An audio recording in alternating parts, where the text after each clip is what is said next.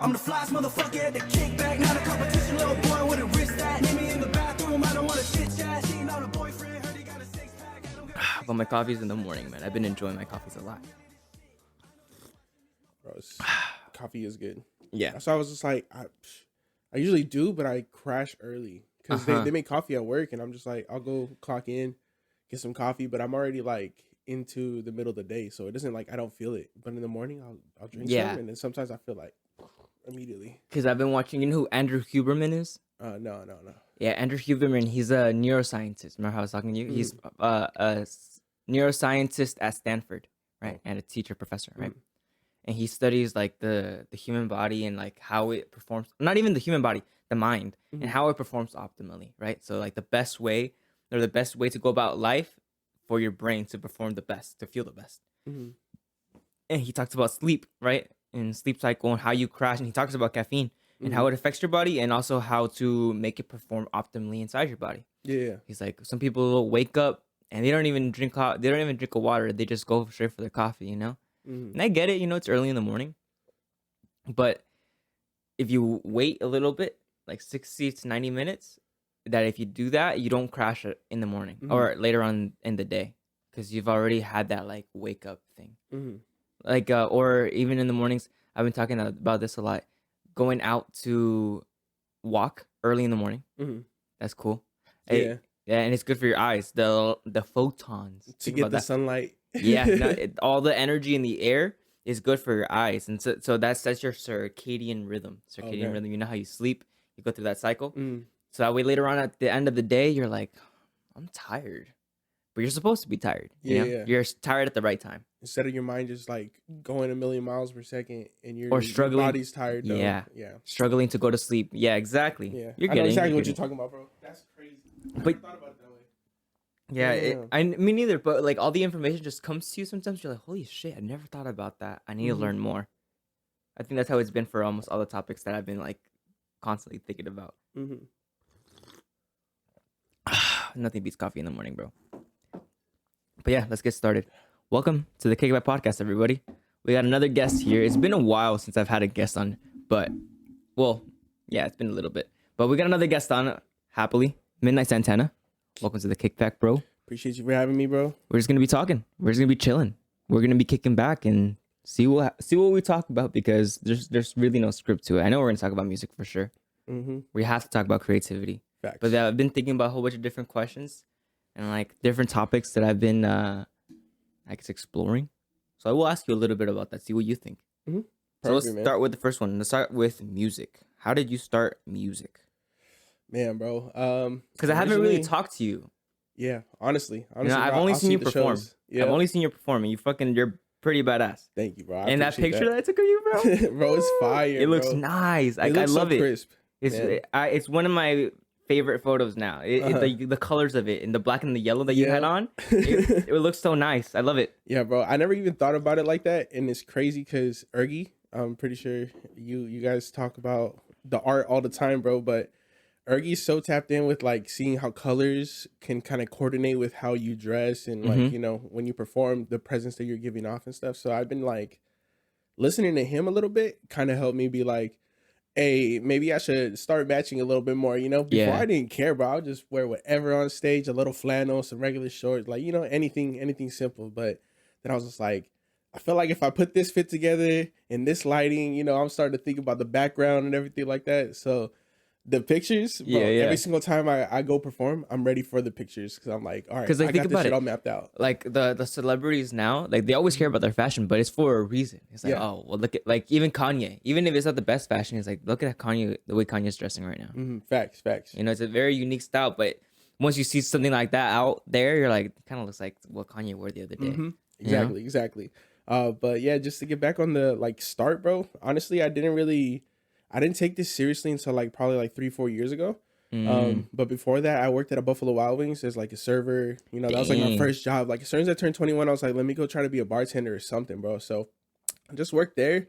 Had a friend that was a cook in the back, and he was just like, hey man, you know, one of these days I want you to go record with my homies in LA, and we'll just see if we can. He knew you did music. Cool. Yeah, he knew I did music, but I was just like, that's kind of weird because were you like out there with your music? Nah, I No? wasn't. I was just freestyling with like, Oh, okay. when you kick back with your Yeah, friends in yeah, the yeah. parking lot, you're just drunk or you're, just smoking on something and you're just like, yeah, let me just You're freestyle kicking for the back? hell of Yeah. it, kicking back.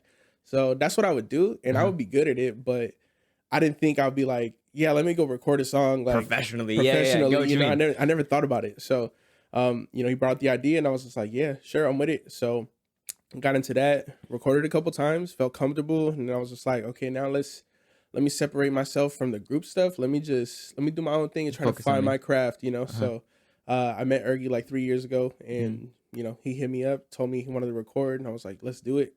So he recorded my first session that I was like taking music really seriously for. So I don't know, just having that like approval from someone who does it already at a certain level, Yeah. and like That affirmation, like, yep, you're doing good. yeah. So like he helped me out. Then I met Mm-hmm. another guy named EJ Jones in Hollywood, and that was like it was like a mentorship type of thing where he was just like, "Hey kid, you got something." He's from New Yeah. York, so he I talked with that like I slang and like what I'm everything. hearing. Yeah, yeah. He's like, I'm in tap with what you're saying, So you got a story to tell. Sometimes it's more of a party lifestyle type of thing that you live off Mm-hmm. of, but embrace that shit. Like Mm-hmm. just do you, find your way, and It's because and the rest will come. it really makes you feel you. Exactly. I don't know. You don't always have to be sad all the time, so I'm not gonna make like a sad song. But Mm-hmm. like even party like music, like this guy's fun, Mm-hmm. And right now he's having fun. If it comes down to like a more serious moment in your life, I know that for a fact you're gonna be like, Yeah. "Give me a fucking book. I'm about to write some shit."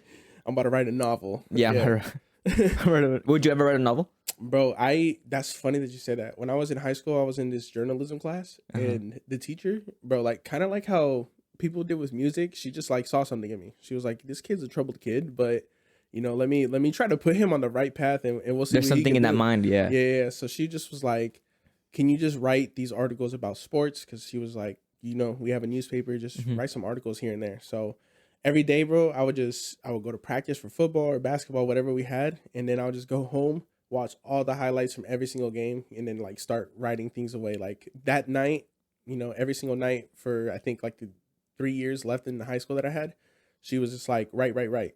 And as Mhm. soon as I did that, bro, I was just like, I could probably write something. Yeah, And then like I'm I wrote like enjoying a this. I wrote like Yeah. a high school little book when I was when I was in that class. Like Yeah. every single time I had like free time, I would just like write a page to a little book that I was trying to write about basketball players, and it was just like basketball players in my high school, and Uh-huh. I used their names, everything. Like it was cool, but I never took it seriously enough to where I was like, let me publish this shit. It was just something that you liked to do, but you never thought about it as like something to exceed on. Exactly.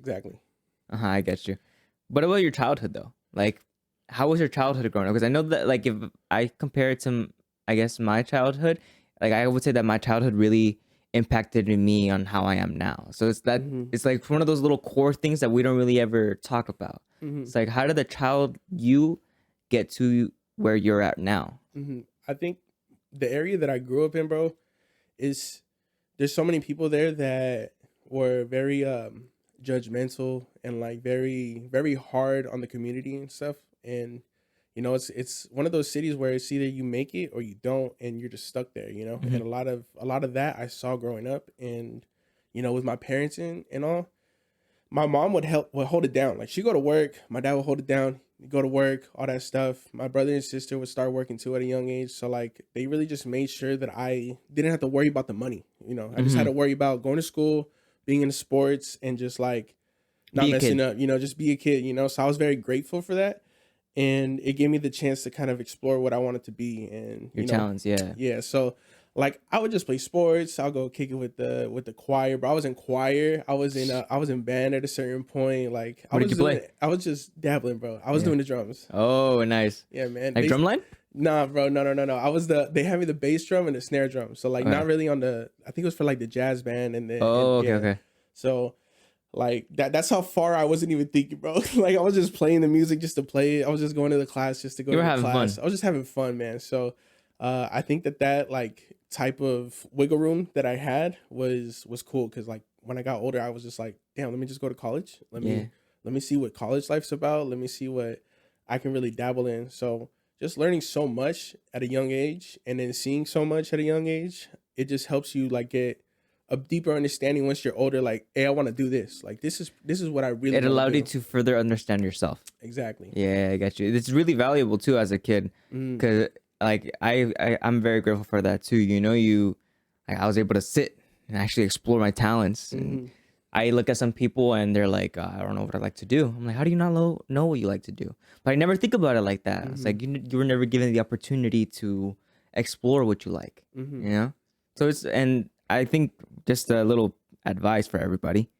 like, it's never too late to explore what you like. Go dabble in literally everything. And before you live the rest of your life with regret of like, I wish I could have tried that. I wish I could have tried that. Yeah, always got to do what you want to do, man. Whatever your heart says is good for you, do that. Because at the end of the day, bro, only you can focus on you. If you have like all this external energy towards something that's not really working for you, you're just wasting your time and you're wasting your talent too. Because you could be doing something that you're really passionate about instead of something that you're forced to do. So that's always the benefit of just doing you and staying on the Taking that mission. risk. Yeah, taking that risk.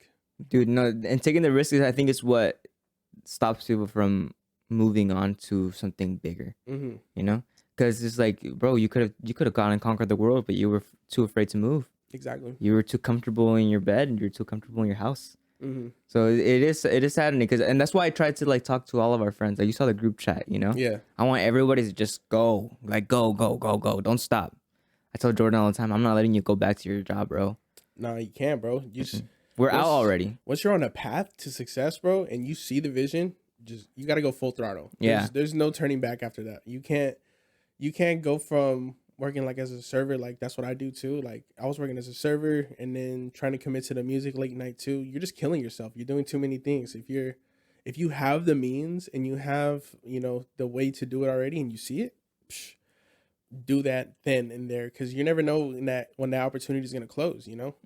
That gap is tremendous, bro, and that shit relates to everything. Like, I mean, you see with like UFC, bro. Yeah. Like, once that window is closed for you, your career is done. Yeah. Like, and there's some that make it back, but they have to go through a lot to open that window back up. You know, they have to go through a lot of different fighters. Exactly. So yeah, definitely taking those 2 steps back can be very hard sometimes. But that's the thing, is like, you can take 2 steps back and then still make it forward. Yep. It's you only determine your own self when you quit. You know, you only tell yourself when you can quit. It's like, all right, I've quit, I failed. You know, you get to choose when you want to keep going or when you actually want to stop. Yeah, it's real relieving to have that opportunity, bro. And it sucks to see when you see somebody who didn't have that. Like, it kind of sucks to see that they can't like kind of get out of that funk. Like, they don't, once they see something else that's successful around them, they kind of just still stay back. And did you ever go through that where you were like, maybe I should just focus on and do like what I'm supposed to be doing, quote unquote? Kind of. When I was in college, bro, I was supposed to be going to be in law school. Oh, so yeah, like, you said you were going to college. Did you finish college? I finished I got my bachelor's, but I didn't really finish like what I really wanted to do, because I was supposed to go to law school. So I was supposed to finish up another 3 years worth of college, and then you got to pass the bar. Those are 3 expensive years of college for law school. Yeah. Yeah. So like I had friends that did it, and I was just like, you know what, being Latin, bro, it's not really that easy for us to really make it into that profession. Yeah. It's kind of just, you either got to know somebody and be tapped in already, or you have to grind it out for several years And before study you a get lot. chance. Yeah.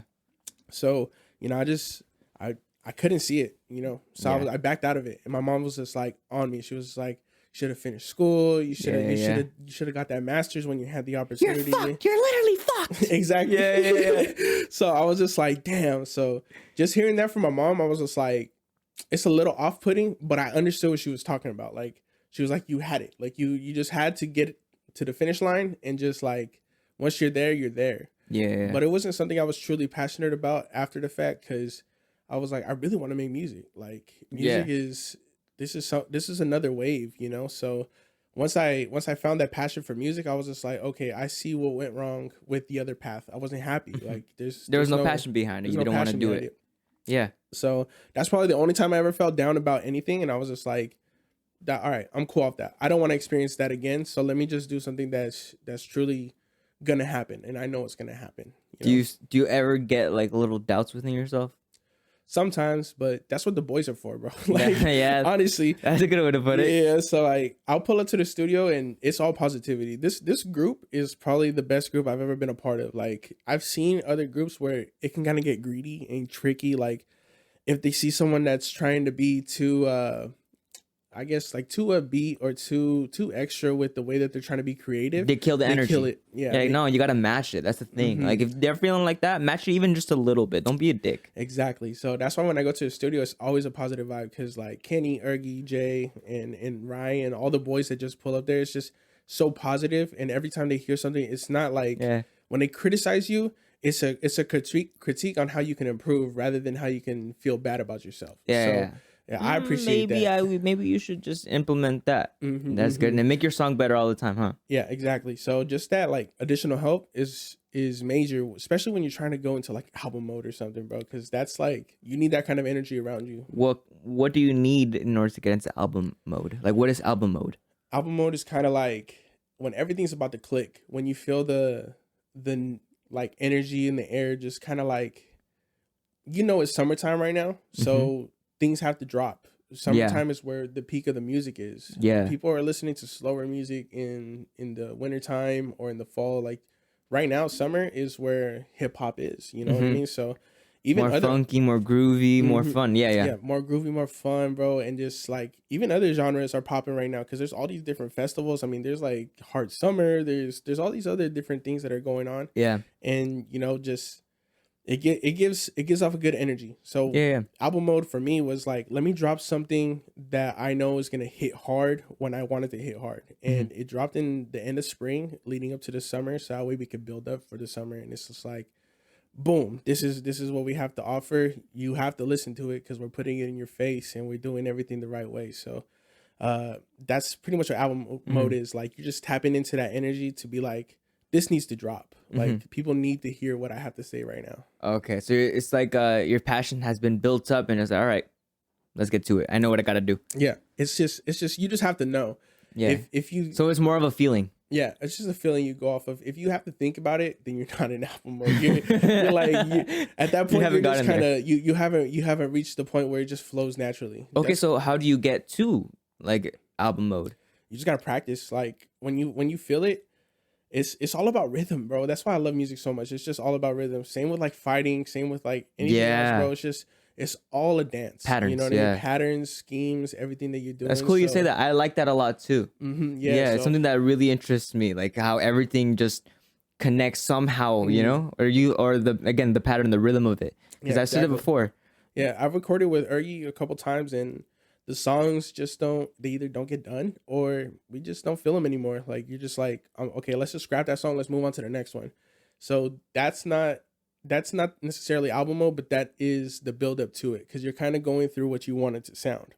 Once you find that sound, you're like, okay, I like this. I like the way this goes. Like my next project is a different sound than what I had for this other project that I did, Heart to Heart. And that one's more upbeat, and then this other project that I'm doing is more dark and heavy because it's more of a storytelling album instead of just like a party pack basically. So with that, I was like, okay, there was like 10 songs that we scrapped, and then once I found the one song that I was just like, okay, this is the sound that I hear for the whole project, I just kind of moved with that. So then every song started being, okay, this one's gonna have to be finished because if I don't finish it, it's gonna be one of those trash songs that we just scrap and we don't do anything. Don't even care about anymore. So that's when I hit the album mode. Right now, I was locked in. So I just been recording. I got a session later on after this and everything. Today? So, yeah, we're gonna do a metal song. So a heavy metal song? A heavy metal song for you or for somebody? It's gonna be me and Wave, Ergy's little brother. Oh, that's gonna be freaking cool. Yeah, man. We recorded a song. I want to say like a month ago, and we just went crazy. Like. He just got on the guitar, started shredding. Dude, Adrian shreds on the guitar. Bro, a demon, by the way. It's just insane how talented he is. But we just hopped on a song together, and it happened like that. Just, a few hours locked in, just the feeling out process and just seeing how we all sound together. And it was so cool that I was just like, bro, we have to like do a couple more songs. So do you consider yourself a rapper or like a hip hop artist or just an artist in general, musician? What do you consider yourself? I consider myself a musician, bro, because to say it's just hip hop is kind of dumbing it down a little bit, because it's more than just hip hop. Because I used to listen to all different types of music. Like my mom's crazy with her playlist, bro. She would go from like Selena to Metallica to like Pantera to then fucking like Jason Derulo, bro. Like, Damn, mom. My mom was just crazy. She's got bro. a variety of like Tupac, Eminem was her favorite rapper, like, and he was the craziest back then. So I was just like, okay, my mom put me on. Your mom's solution in a fucking car. Yeah, bro. That shit was hilarious. So just like having that diverse, palette of music, it just kind of like it hits. So like back in the day, I would grow up playing Rock Band and Guitar Hero and shit like that, and then they had the microphone, so I would start like rocking out with her. Yeah, you were performing already at like 4. Bro. Yeah, I was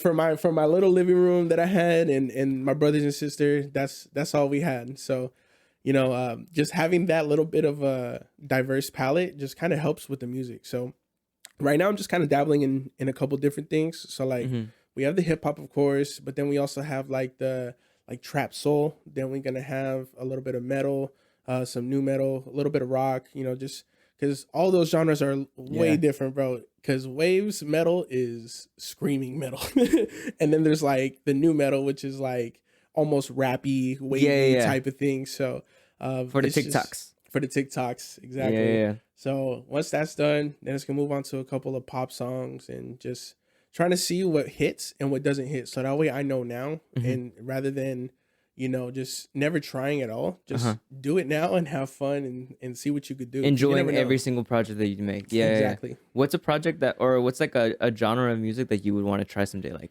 as weird as it sounds, like something you never thought you'd ever do. Damn, bro. Probably like reggaeton. Reggaeton? It's like I speak Spanish, bro, but like the way you have to sing for reggaeton is so different. Because like even how we speak, like our regular English, bro, is different than how we speak our Spanish. Because I know for sure.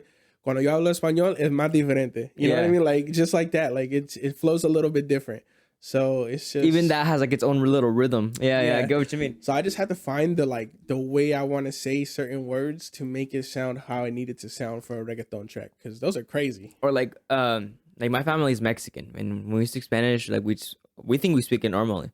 But if we were to go to Mexico, like those motherfuckers know, hey, these motherfuckers are not from here. They're from over there. They got money. So that little bracelet right there is no longer $2. It's gonna be 8. Yeah. I'm like, no, that's not how it works. That's not how this works at all, man. Yeah, you haven't been over there, bro. We don't got money over there either. But yeah, man, just that diverse wave of just making music is something that's been tapped into, and I'm like, I need to just do it now. Like, let me just do it now. Yeah. What about when you come across like a limitation to your creativeness? Because dude, that shit kills your creativeness. Like, honestly, I used to have a lot more limitations because I would just kind of get caught up in my own head. Like, I'd just be like, this doesn't sound right. And then I'd rap it. And then Erky would be like, yeah, it sounds good, bro. That perfectionist in you. I'm like, I don't know, bro. I don't know. Sometimes the doubt creeps in. But then recently I just been like, fuck it. If he's telling me it's good and other people are telling me it's good, then it's good. Like, I don't know why I'm so trapped in this head. So once I got out of it, it was just like, now I feel like there's nothing that's gonna be a limitation, like now it's just full throttle. So this is what I want to do, and I'm gonna do it full force, and it's gonna work. So what are your next 5 steps looking like? Right now, first step for sure, bro, gotta perform. So like, ErgFest, let's talk about that, bro. You're gonna be performing at ErgFest number 2. ErgFest number 2, bro. I was so very grateful to be a part of ErgFest number 1. And that shit was just... It's a great start. It really was. I was like, wow, like this is actually happening. They got a food truck here. What are you guys doing differently this time? I think this time, it's just instead of it just being a reach, and just being like, let's throw out the idea and let's try to make it. Because I wasn't really involved in their planning process of it the first time, but I was a part of like building the stage for them and like just kind of helping out with the setup and another set of hands. Anything they needed help with, I was just like, thank you for having me on the show. Like, I'll do anything. Like, this is the smallest kind gesture I can do. They didn't charge me. It was the first place that like didn't charge me to perform. So I was just like, they charge you to perform at places? Yeah, bro. If you're trying to perform like at clubs or just trying to perform at certain venues, they there's a fee. You know? What? I didn't know that. Yeah, and then you I thought also they have would to- want you to come and perform. No, yeah, they would. Some places do this kind of like honor system where it's like bring a minimum of this amount people, like 7 people, 10 people, and then that's your whole performance. But then the performance set would only be like 5-6 minutes, and What? that's not really like enough time to really put yourself on the map. I mean, some people can do And it have in 2 people songs. listen. Yeah. Oh, yeah. Some people can do that. Some people have that, but when you're still finding yourself, you can't afford to Because you don't know what to perform. You don't know who you are. Exactly. Yeah. So it's just How do I show you who I am if I don't even know who I am yet? Yeah, I get you. And Ergy offered that to me, and I was just like, yeah, I'm grateful. Like, just let me do whatever you need me to do. So he didn't even ask me to help him build the stage with them, but I just want to go do it. And we just all kicked it then and there, and then we performed. It was a good vibe. There was a rehearsal, everything. It was so professional. Yeah. And they gave me a 15-minute set, so that was like 3 times more than I've ever had performing before. So that was your longest set you've ever done? Yeah, it was my longest set. I was a little out of breath. That shit was probably like the killer part. But, it was that experience that was just like, okay, I need this again because I don't know when I'm going to get another chance to perform like that again. So just every time I perform, I need to perform hard. So, shows leave it after all that, out there. Yeah. Shows after that were just so easy because I was just like, if I could perform for 15 minutes straight and just put on a great show, I could do it for 20 minutes. I could do it for 25 minutes. So Are you guys going to go longer this time? Or the same thing? This time is the same thing. It's gonna be the same thing, just because we have such a diverse lineup, dude. We have like a R&B singer, pop singer, with Ryan, and we also have CJ West, who's just like the craziest rapper of all time, bro. I love it so much. It's one of my favorite. He's one of my favorite artists to go watch. Wait, every single time I saw him just bouncing on the stage, bouncing all over the stage. Yeah, man, he was going crazy, and it was just. It's a good lineup, so he's on there. Obviously, Ergy always puts on a good show. Ergy always does, yeah. Jay's such a storyteller. Every time he's on stage, it's a story. You got to be tapped in, and we just have such a good lineup, bro. That a little bit of everything, yeah. Yeah, and then there's even artists that like I haven't worked with that I want to see perform, and that's how I kind of saw it at ErgFest. I didn't listen to any Forget Tomorrow. I didn't listen to any Ergy before that or any of that stuff. When I locked in with them, I was just like purely going there as a fan.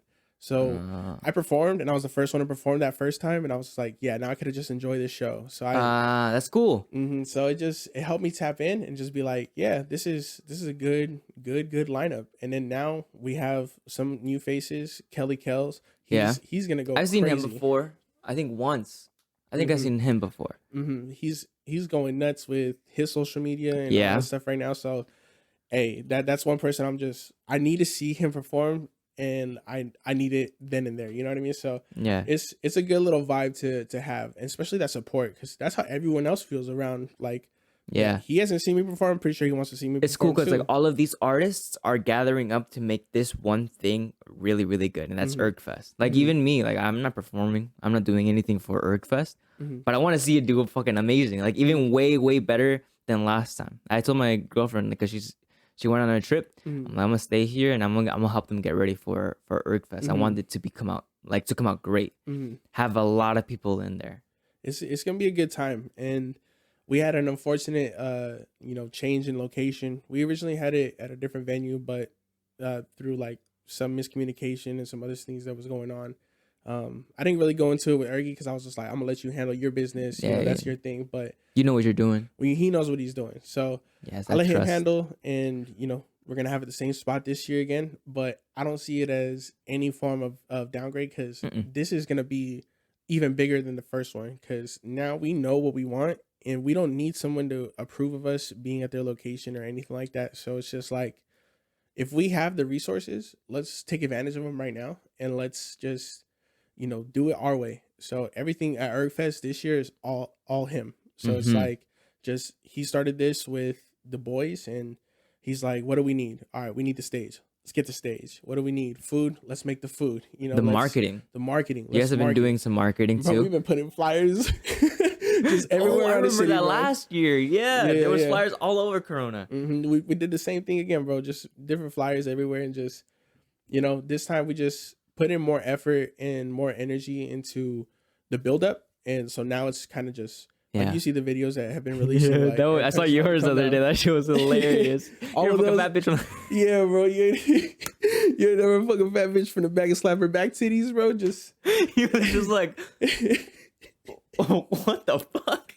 bro, I heard that on some comedy set. Like, I don't even remember what the video was, but the guys were just roasting each other, and you're just like, yeah, man, you look like you fuck fat bitches, and you slap the back titties. So I was just like, all right, let me say that. Let me say that to the interview guy and see what his reaction is. And it was like, everything that you see on that video was natural. Like, we just, So it wasn't scripted or anything? it was loosely scripted. Like, we Okay. would just be like, okay, I need to say something funny here, and then your response is gonna be this. So it just kind of is that energy. But the guy that we were working with, Luke Salvo, he was just so like built for it. Kind of like Between the Two Ferns, like type of energy with Zach Galifianakis. Like, he was just ready for Yeah. stupidity. Between the two ferns. Yeah, I get what you mean. When they destroy his fern. Yeah. I was like, look, bro, I'm gonna flip this desk or do something crazy. And they're like, just punch me. He's like, just punch me. And I was like, all right, sounds good. Do you want to like really punch? He's like, yeah, really punch me. I was like, I don't want to hurt you. I don't know if I want to do that to you, bro.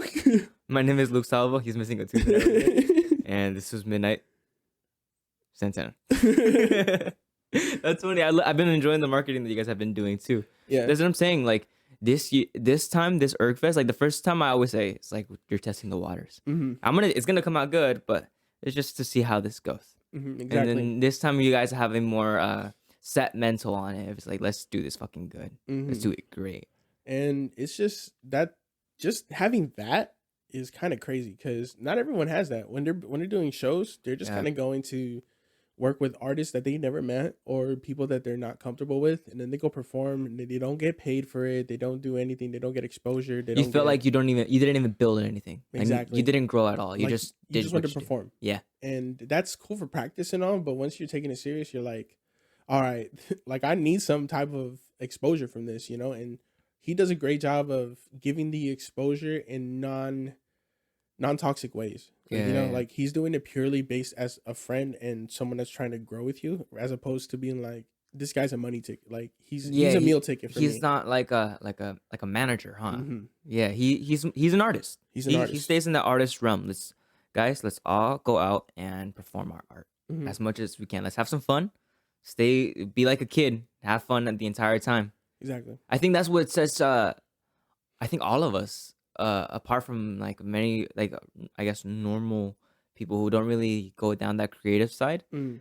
Is that we have that childlike aspect at all times. Like when we have fun, when you just click, when you're just jamming out and all of a sudden you're like, okay, Mhm. okay, and you start, one goes and another one goes, and another one goes, and it's like you're just all just having fun playing instruments, seeing what happens. Yeah, man, that's why I like. You're good. That's why I really like those sessions, because sometimes they just call me over and they're just like, hey, what are you doing, bro? I'm like, I'm at work. What time you off? 8. Say less. Pull up. We just pull up to the studio and we're just there for hours, bro. Just Kenny's got his headphones in, playing the piano, like making his beats on his laptop. Just have fun. Ergie's Yeah. making his beats on his computer. Me and Jay are just are writing and just like try to freestyle and stuff like that. I gotta go to one of you guys' sessions. I Bro, love it's watching you so guys work. fun. It's so fun how natural it is, because like most of the time, if you have that many heads in one room, there's so many people that are just like, bro, what is happening right now? Like, why is there so many people in this room? And like, yeah, they just question everything. So when the vibe is off, you can tell it's off. But with them, it's like never off. It's always on. They're just full throttle at all times, and that's perfect. That's all you need. Yeah, I get you. It's cool. That's why, and that's I think what I like seeing you guys work. Because I mean, I'm not like some musician or anything. I like music. I like singing, but I don't do it. So when I see you guys doing what you guys do and how you guys like almost perform a symphony together, it all comes together and it's so beautiful. I like it a lot. I appreciate that. That's crazy. Like a symphony, bro. Yeah, that's how I think about it for real. It's like one person comes in and then some person has an idea and they start pitching it in, and then boom, boom, boom, and all of a sudden you got some great song.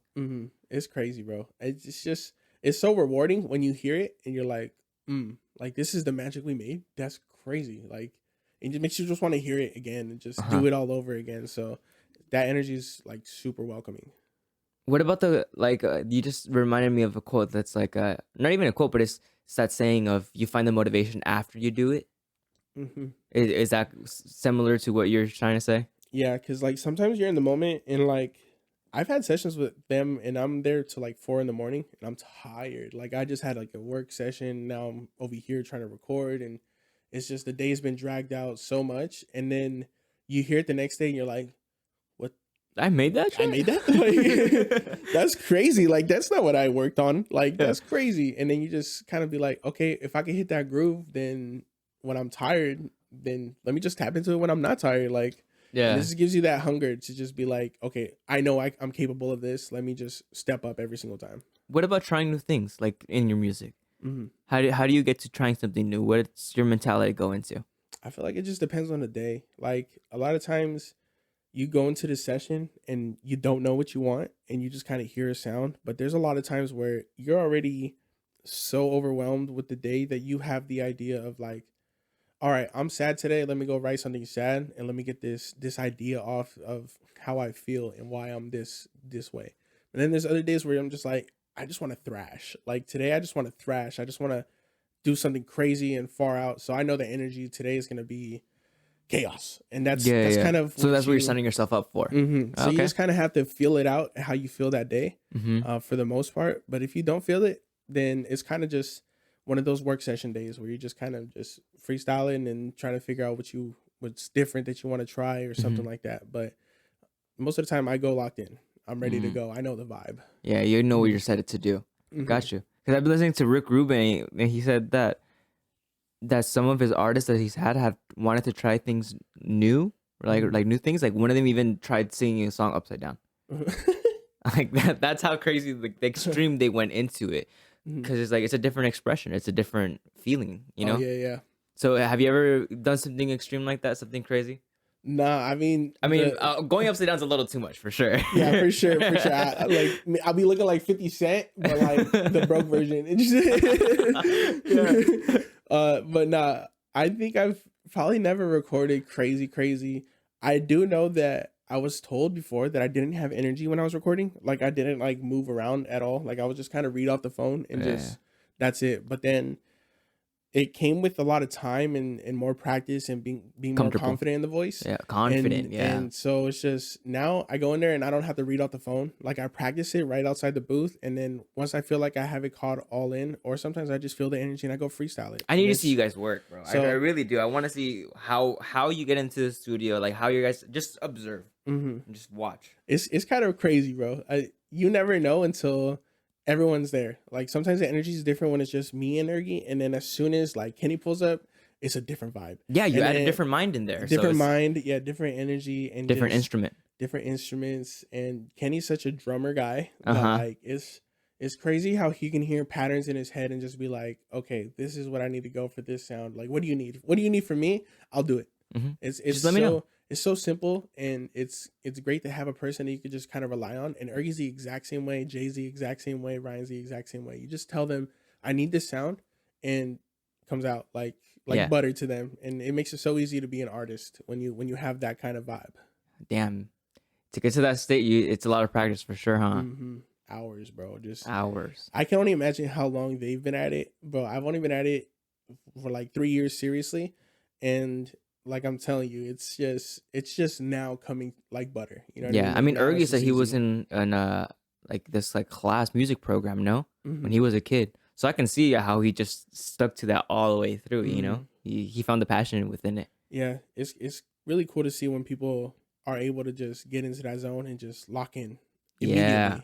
Like, yeah. And you see the passion, you feel it practically. It's like, oh wow, like that guy's doing something different. Yeah. And like when I first saw you perform, I think that was something like you stood out. Midnight Santana. Even your name. How did you get your name? I got it, bro. Have you ever heard the story of how Childish Gambino got his rap name? No. So he, I guess, tried this Wu-Tang Clan name generator. And like, you know how the Wu-Tang Clan has crazy names like the Ghostface Killer, Method Man, all the, you know, so on and so forth. It's just, he put his name in there, which is Donald Glover. And that's his real name that he uses for his comedy and all that stuff. Yeah. And that's what I knew him from. So I was like, that's kind of crazy how it came up with Childish Gambino for him. Let me see what it comes up for me. So I put my name in there. And as soon as it comes out, it said Midnight Menace. But I was just like, the menace is kind of too rough. It doesn't fit. I'm not a menace. Yeah. I'm a sweetheart. I'm a sweetheart. I'm a saint. But I was just like, let me kind of just figure out exactly what I sound like first before I kind of do the name switch. So it was Midnight for a while, and Midnight's cool. Midnight was cool, and it kind of worked. But then that's what my friends would call me only, and I didn't really like. I don't know. It didn't really hit different. It didn't really hit different when it was on stage, like being introduced as Midnight just only. So I was like, I gotta add a second name. So my mom loves Carlos Santana, and like I love Carlos Santana. He's so smooth with it. Yeah, man. Yeah. So I was like, let me just add the Santana at the end and call it a day. So Midnight Santana, just cause like I don't know, it's just It flows very well, bro. It flows naturally instead of Midnight. just being Midnight. So, Midnight Santana. It's very fresh, like Santana. mhm. Santana sounds so nice. El Santana. That's what they called me, bro. When I was working as a bartender, bro, they would call me El Santana because I'd tell them my stage name if I wanted them to pull it to a Es show el or pinche something. Santana. El Santana, ven acá.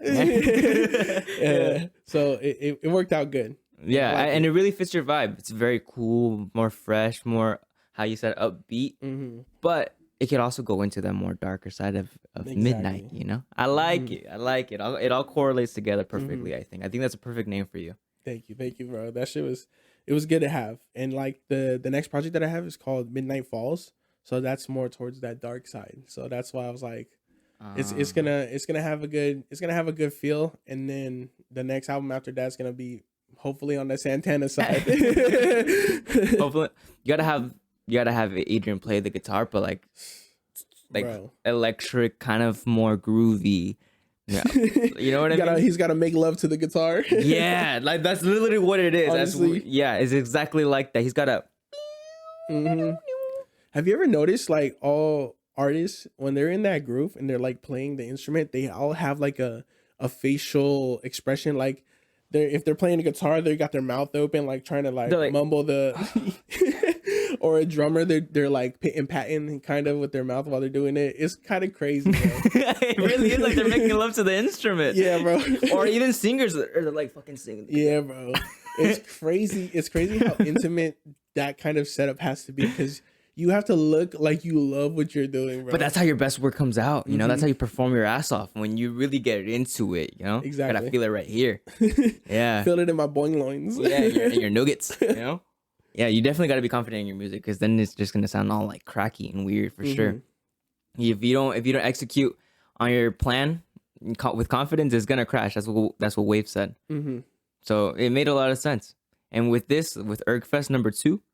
I have a feeling it's gonna do a lot better than last time. And last time was good. You know, last time was a great way to start, and it's just it was, like I said, filling out process. Like I don't know how, I can't speak for Ergy, I can't speak for them. Like I don't know how they viewed it exactly, but I know how I viewed it, and how I viewed it was a good stepping stone for success. Like that was the first time, like I said, I performed and I felt confident enough to be like, I could do this. And it was a good audience. Like I had the least amount of people there because it was early. It was early. But you know, it drew eyes, and people were just like, okay, this guy's good, like let me go hit him up. And like all the other artists started hitting me up too after, and like all the photographers, like we all tapped in, everyone tapped in. And that's kind of what those festivals are supposed to be. It's just tapping in process. So I viewed it as that. It was a huge success for me because I got into a group that I didn't think I could be a part of, type of thing. Like I wasn't this close with Ergy and Jay and all them up until ErgFest. Like I had just worked with them here and there, but it was just Ergy.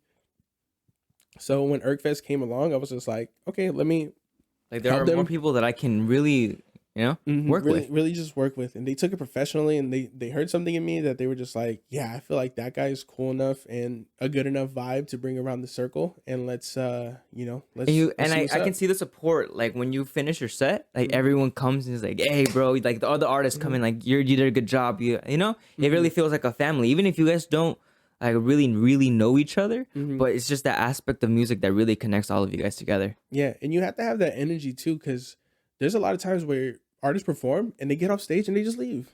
Like they don't stay in the crowd and chit chat with other people. They just cut off the connection. They just cut off their connection. And ErgFest was cool because everyone got off stage and immediately was like embraced by other artists that were there, or even the fans that were just there, bro. Some people got new fans that day, so it helps everyone. It's a win-win situation for every single person. So everyone kind of gives their full effort. And that's kind of what I like about it, bro. It's just, it's a full effort from everybody to get to a certain point where they all want to be. So it all works out. Everyone's working for a common mission.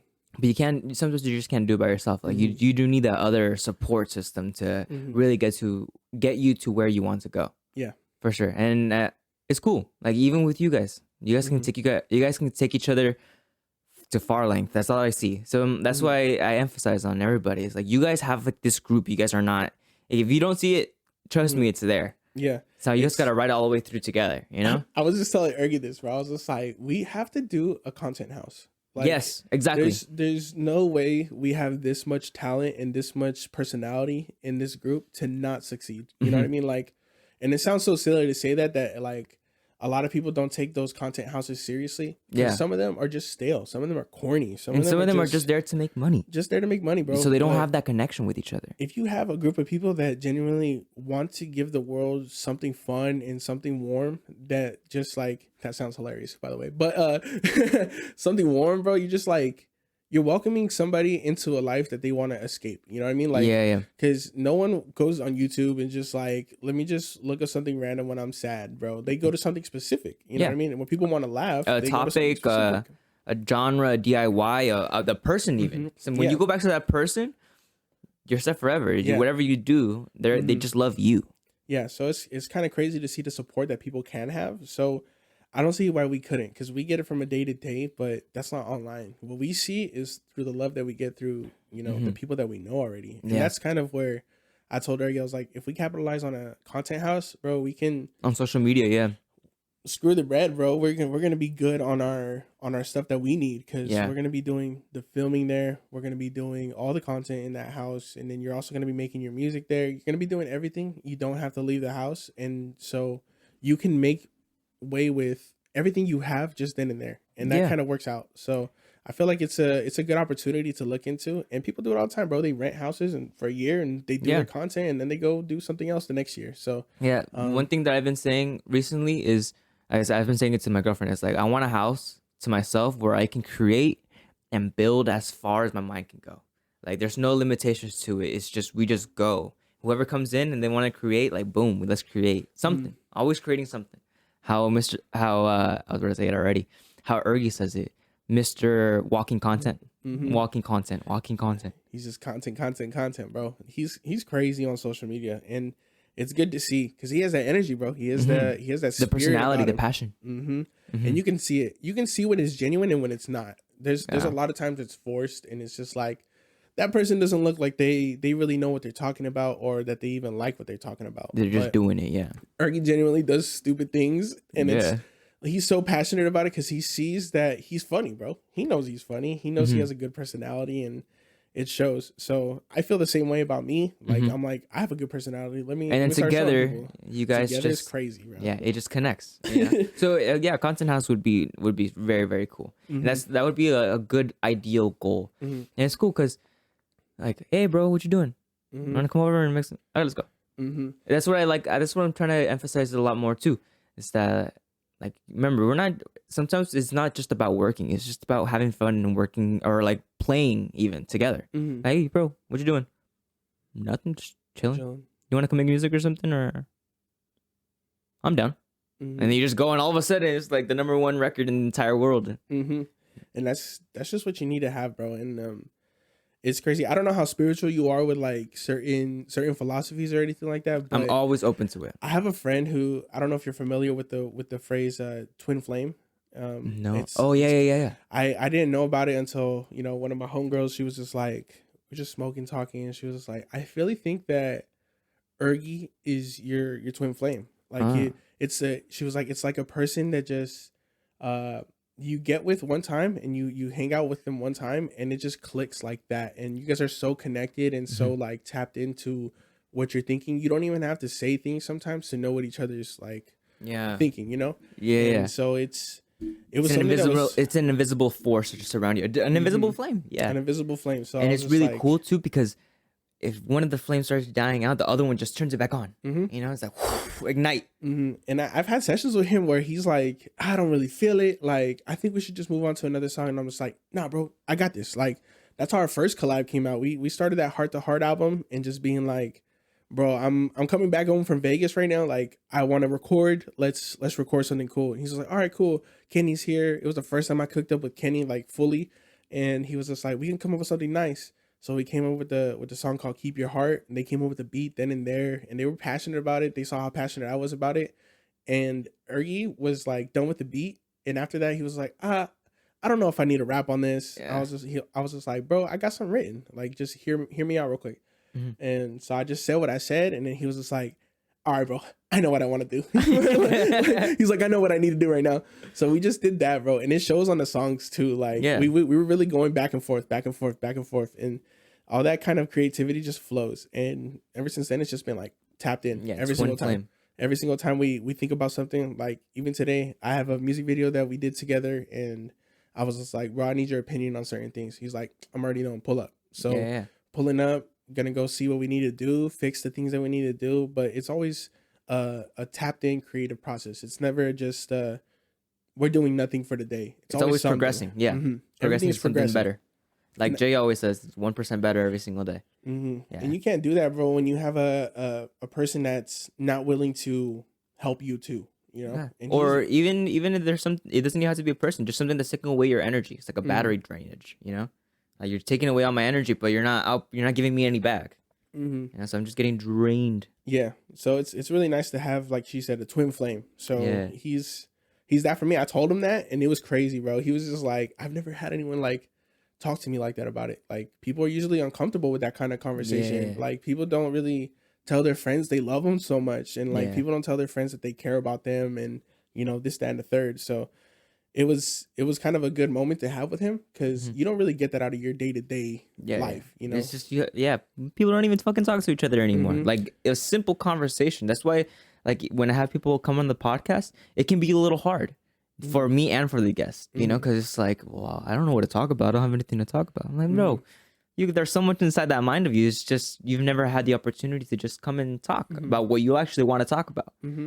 And that same friend about the twin flame stuff, bro, she was just also telling me it's kind of hard to be that person for everyone else when no one's that for you. Like, you know, no one just asks you like about your day and listens to it genuinely. A lot of times people aren't giving you eye contact. They're on their phone, or they're just not even listening to what you're saying. They're just kind of giving you the and it's boring, bro. Yeah. So once you have that, you're like, okay, this person actually is listening to me, bro. Like, they're picking up on little things that I'm saying and all this stuff. So they're just scrolling on a TikTok or something, and then it's funny because you notice that you're like, oh, this person's not even listening, because you'll stop talking and then just it gets quiet. So you're not gonna say anything, or what? I'm just talking to a wall here. What, you know?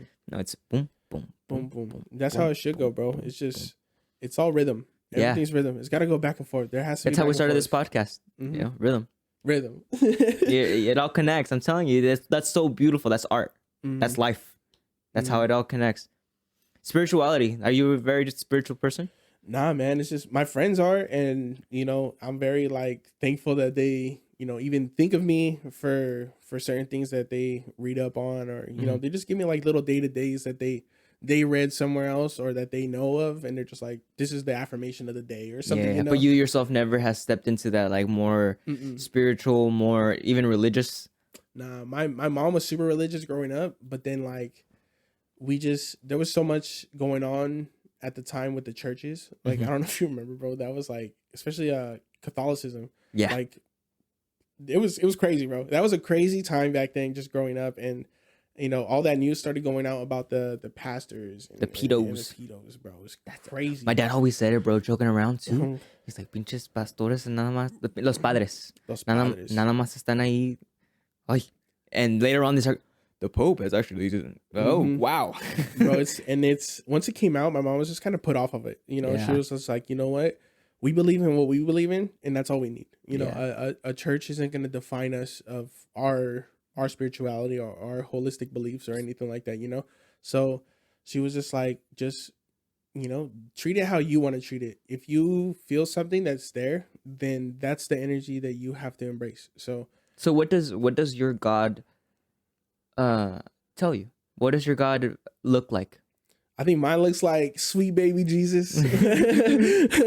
No, I think that definitely there is a being, but I don't really know exactly what it is. I just know that there's a feeling. Like once when you call for something and you receive something back, it feels rewarding. Like how you said with like music and like other things that we're going on with. Once you give that affirmation or just the acknowledgement that something is existing, it's kind of crazy. Like you're just like, okay, there is something. Let me just. You put a little bit more effort into it and you see it grow and grow and grow. Like my mom gave me something so simple. Actually, bro, I have it on me right here. It's this little thing on my lanyard.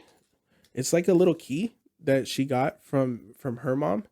And pretty much it's got like all this ancient writing on the back and just like, you know, the church in the front. Like it has like different things going on with it that she was just like, this is the key for opportunities. This is the key for other doors. And just understand that my mom gave it to me to open doors and opportunities for me. She gave you the power to basically conquer the world. Yeah, bro. And she gave it to me when I was at my lowest, bro. Like she saw me not having a job at that time and just like struggling day to day just to see how I can, you know, make it, you know?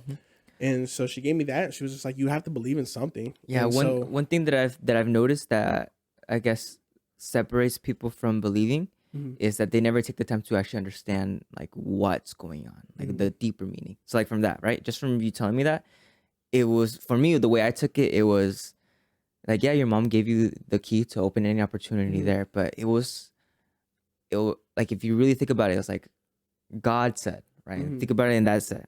God said, here, there's so many things for you to go and there's so many doors for you to go and open, right? So choose whichever one you want, and here you go. Here's the key for it. Exactly. So take over, you know? And that's how I took it. And manifested its way into your life. And it worked out for the best because after I got that, opportunities were just coming like left and right, dude. Like I didn't. It was so bad at a point where I literally didn't have a day off. Like I was just so overwhelmed with everything else that was going on, saying yes to every opportunity because I was just like, you know, I got the key now. So you can go anywhere you want. Go anywhere I want. And I started like wholeheartedly believing that. So now I just keep it along with me, bro, everywhere I go. And like I tell my mom like every day about like all the new things that, you know, I've been catching up with me in life and just, you know, all the positives. And she's kind of like, it's because of that key. Like, you know, it's because of that key. I always go back to that for sure. Always go back to that. So, you know. And now you can take it as like, like this, you know, for sure that this key right here opens the opportunity to any door, right? And you said that so many opportunities already came your way. You've already opened so many doors. So now it's up to you to pick and choose which doors you want to open, you know, because you don't have to open 1,000 doors. It's just this one. It has to be the one that you want. And just go through it, you know, and stay within that door. And then another door is going to present itself and you're going to, should I open it or not?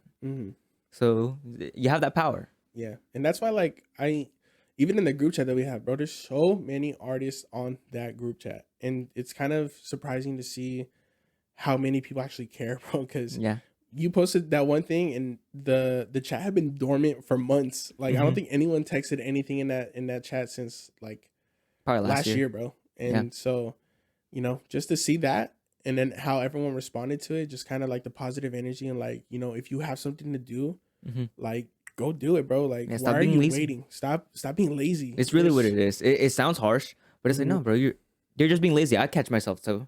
I, you know, slacking off or not doing what I'm supposed to be doing. But listen, it's gonna hurt us a lot if we're just stay dormant, stay in position.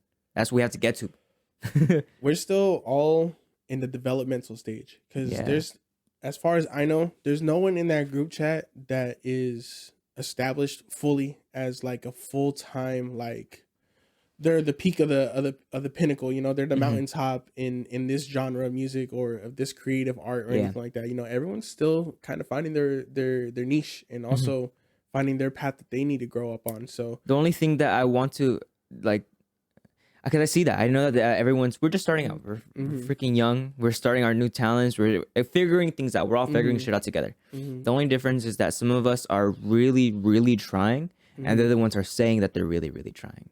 But I was like, all right, well, what have you done in the past? I don't even know. 6 months. It's gonna get challenged. Yeah, like you don't get that enough. Some people take challenges as insults, and they're just like, fuck this guy. Why is he telling me to do good? What? Why does he care about me? What a fucking asshole. Yeah. Dude, this guy fucking trying to be in my life, you know? So it's just... maybe some of them probably got that from my message. This motherfucker doesn't even make music and he's over here telling me to make music. He doesn't know how hard it is. He doesn't. I'm like, you're playing yourself victim. So you just have to embrace that challenge and be like, like when you hit us up, I read that and immediately was just like, okay, I've been doing stuff, but I haven't been keeping up with people. So you know what? Let me go tap into different things that I need to tap into. So I reached out to Wave, reached out to these people, you know, just be like, hey, let's do this, let's work. And then I remember we wanted to do this podcast a while back, but you know, schedules didn't Yeah. collide together. So And yeah, the world was just a freaking world was mess. just different back then. So it was just, you know, now it's at a time where we're just like, okay, if you want to do something, just say it. Let's do it. I got nothing to lose. So I was just like, let's get on this podcast, let's get together, and hopefully some magic happens, bro. And I already know that's just gonna happen. And make the best of it. That's the thing. Just have fun and everything.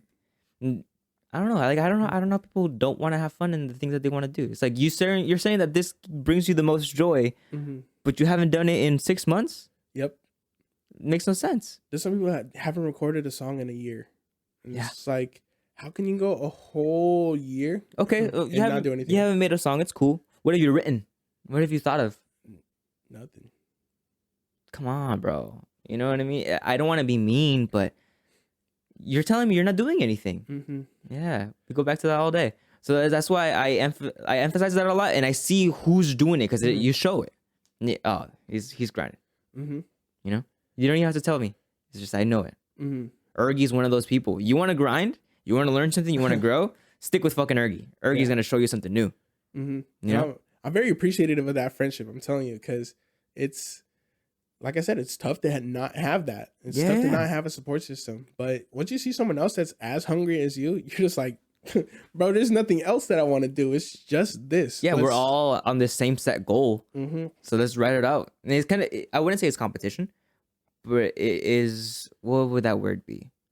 Collaboration. Yeah. Who's telling me about that? Collaboration. Competition versus collaboration is crazy, though. That's a crazy concept. Yeah. Competition versus collaboration. I forgot where I heard it, but it is that. Because it's like, I'm not trying to be better than you. It's, I want to help you make this great too. Because by helping you make something great, it also makes me feel great too. So let's do it. There's sometimes where I've been in recording sessions. I love all the people that I've ever worked with before. But, you know, there's sometimes in situations where an artist hears a certain sound and you kind of just have to go with it, bro. Like, let them take over. If they hear something that's crazy and they want to put their mind to it, like, let them do it. Don't just shit on the idea. Because as soon as you shit on the idea and be like, for example, I would go into the booth and I'd record something crazy. And then someone would be like, I'm going to do something better than that. Or I'm going to do something way crazier than that. And it's like, okay, you didn't think what I did was good? Okay, but let me see what you do. You know what I got from that? You're wrong. I don't want to be wrong in my art. Who are you to tell me that my art is wrong? I'm not telling you. It's just being hateful, bro. Just haters. And that shit, you don't see that until you're in the mode and you're like, okay, now I see what people are talking about, the haters and you shit. You know how to like differentiate them. Yeah. And I see it quick. And like, all my friends know this shit, bro. Like, I like to call everything out how I see it. I know how a person is based off the first conversation. If I see something that's even close to remotely wrong with how you feel about certain things and how you're going about your day to day, then I'm never going to want to talk to you ever again. You know, I just want to erase that negativity from the light, from even showing itself, you know? And it's not even like I'm holding anything against you. It's just, I'd rather not. I have people who really cherish my energy and I can't give it to you. I'm sorry. Once you have so much positive, there's no room for negativity. Like, as soon as something negative pops up, you have to be so positive about it that you're just like, it gets you up in the morning, you know? Yeah, it can be through an art. It could be through a person. You know, it's like, oh, I can't wait to see them again. Oh, I can't wait to hang out with them again. And you never want to have the opposite feeling. As soon as you have the like, shit, I'm dreading going to go see this person. Like, why are they there? Or like, you're even going to work and you're like, I'm dreading going to my job. Like, you're telling yourself there's a problem. And you have to fix it. So as soon as you fix it, you're just like, all right, this is the way we can go about things. Let's start maneuvering that way that we need to, so we can get to the peak that we need. It's funny that we're having this conversation. I literally uploaded a video yesterday, but I had a conversation with God. You know, I'm with myself for the camera, but I felt like it was with God. And it was one thing that I had been going through a lot was trying to find the answer. You know, there's a whole bunch of questions or challenges that's been approaching, and I've been too focused on finding the answer. We just said it right now. I mean, there's a problem. You got to go fix it, right? But one thing that I've learned is that sometimes it's not about fixing the problem. It's about understanding the problem. Because then it's like the problem almost fixes itself. It's like, it's not even a problem anymore. I know what you are. I know what it is. And how we just said it right now with the people. It's like, I know how you are. I'd rather it's not that I have to fix the problem. It's just I understand you. You need to step away from the problem. Just yeah. And I've been having more and more conversations like that with the people I care about because I don't know, bro. Just recently, it's been such a weird situation with how the world is, and just there's so much hate in the world, bro. Yeah. People don't need that negativity anymore. Yeah. So it's just I learned how to calm down. Before I used to be super like fuck this person, fuck emotionally, the world. Yeah, like just fuck, I want to burn the world, you know, just stuff like that. But I will kill you. I'm gonna kill my mom. Yeah, exactly, bro. Just like that, bro. Just craziness, bro. But then once I started like really mellowing out and just kind of being like, not everything's worth that energy. Not everything is worth just being so hateful for. So just take a step back, bro, and just focus on the love instead.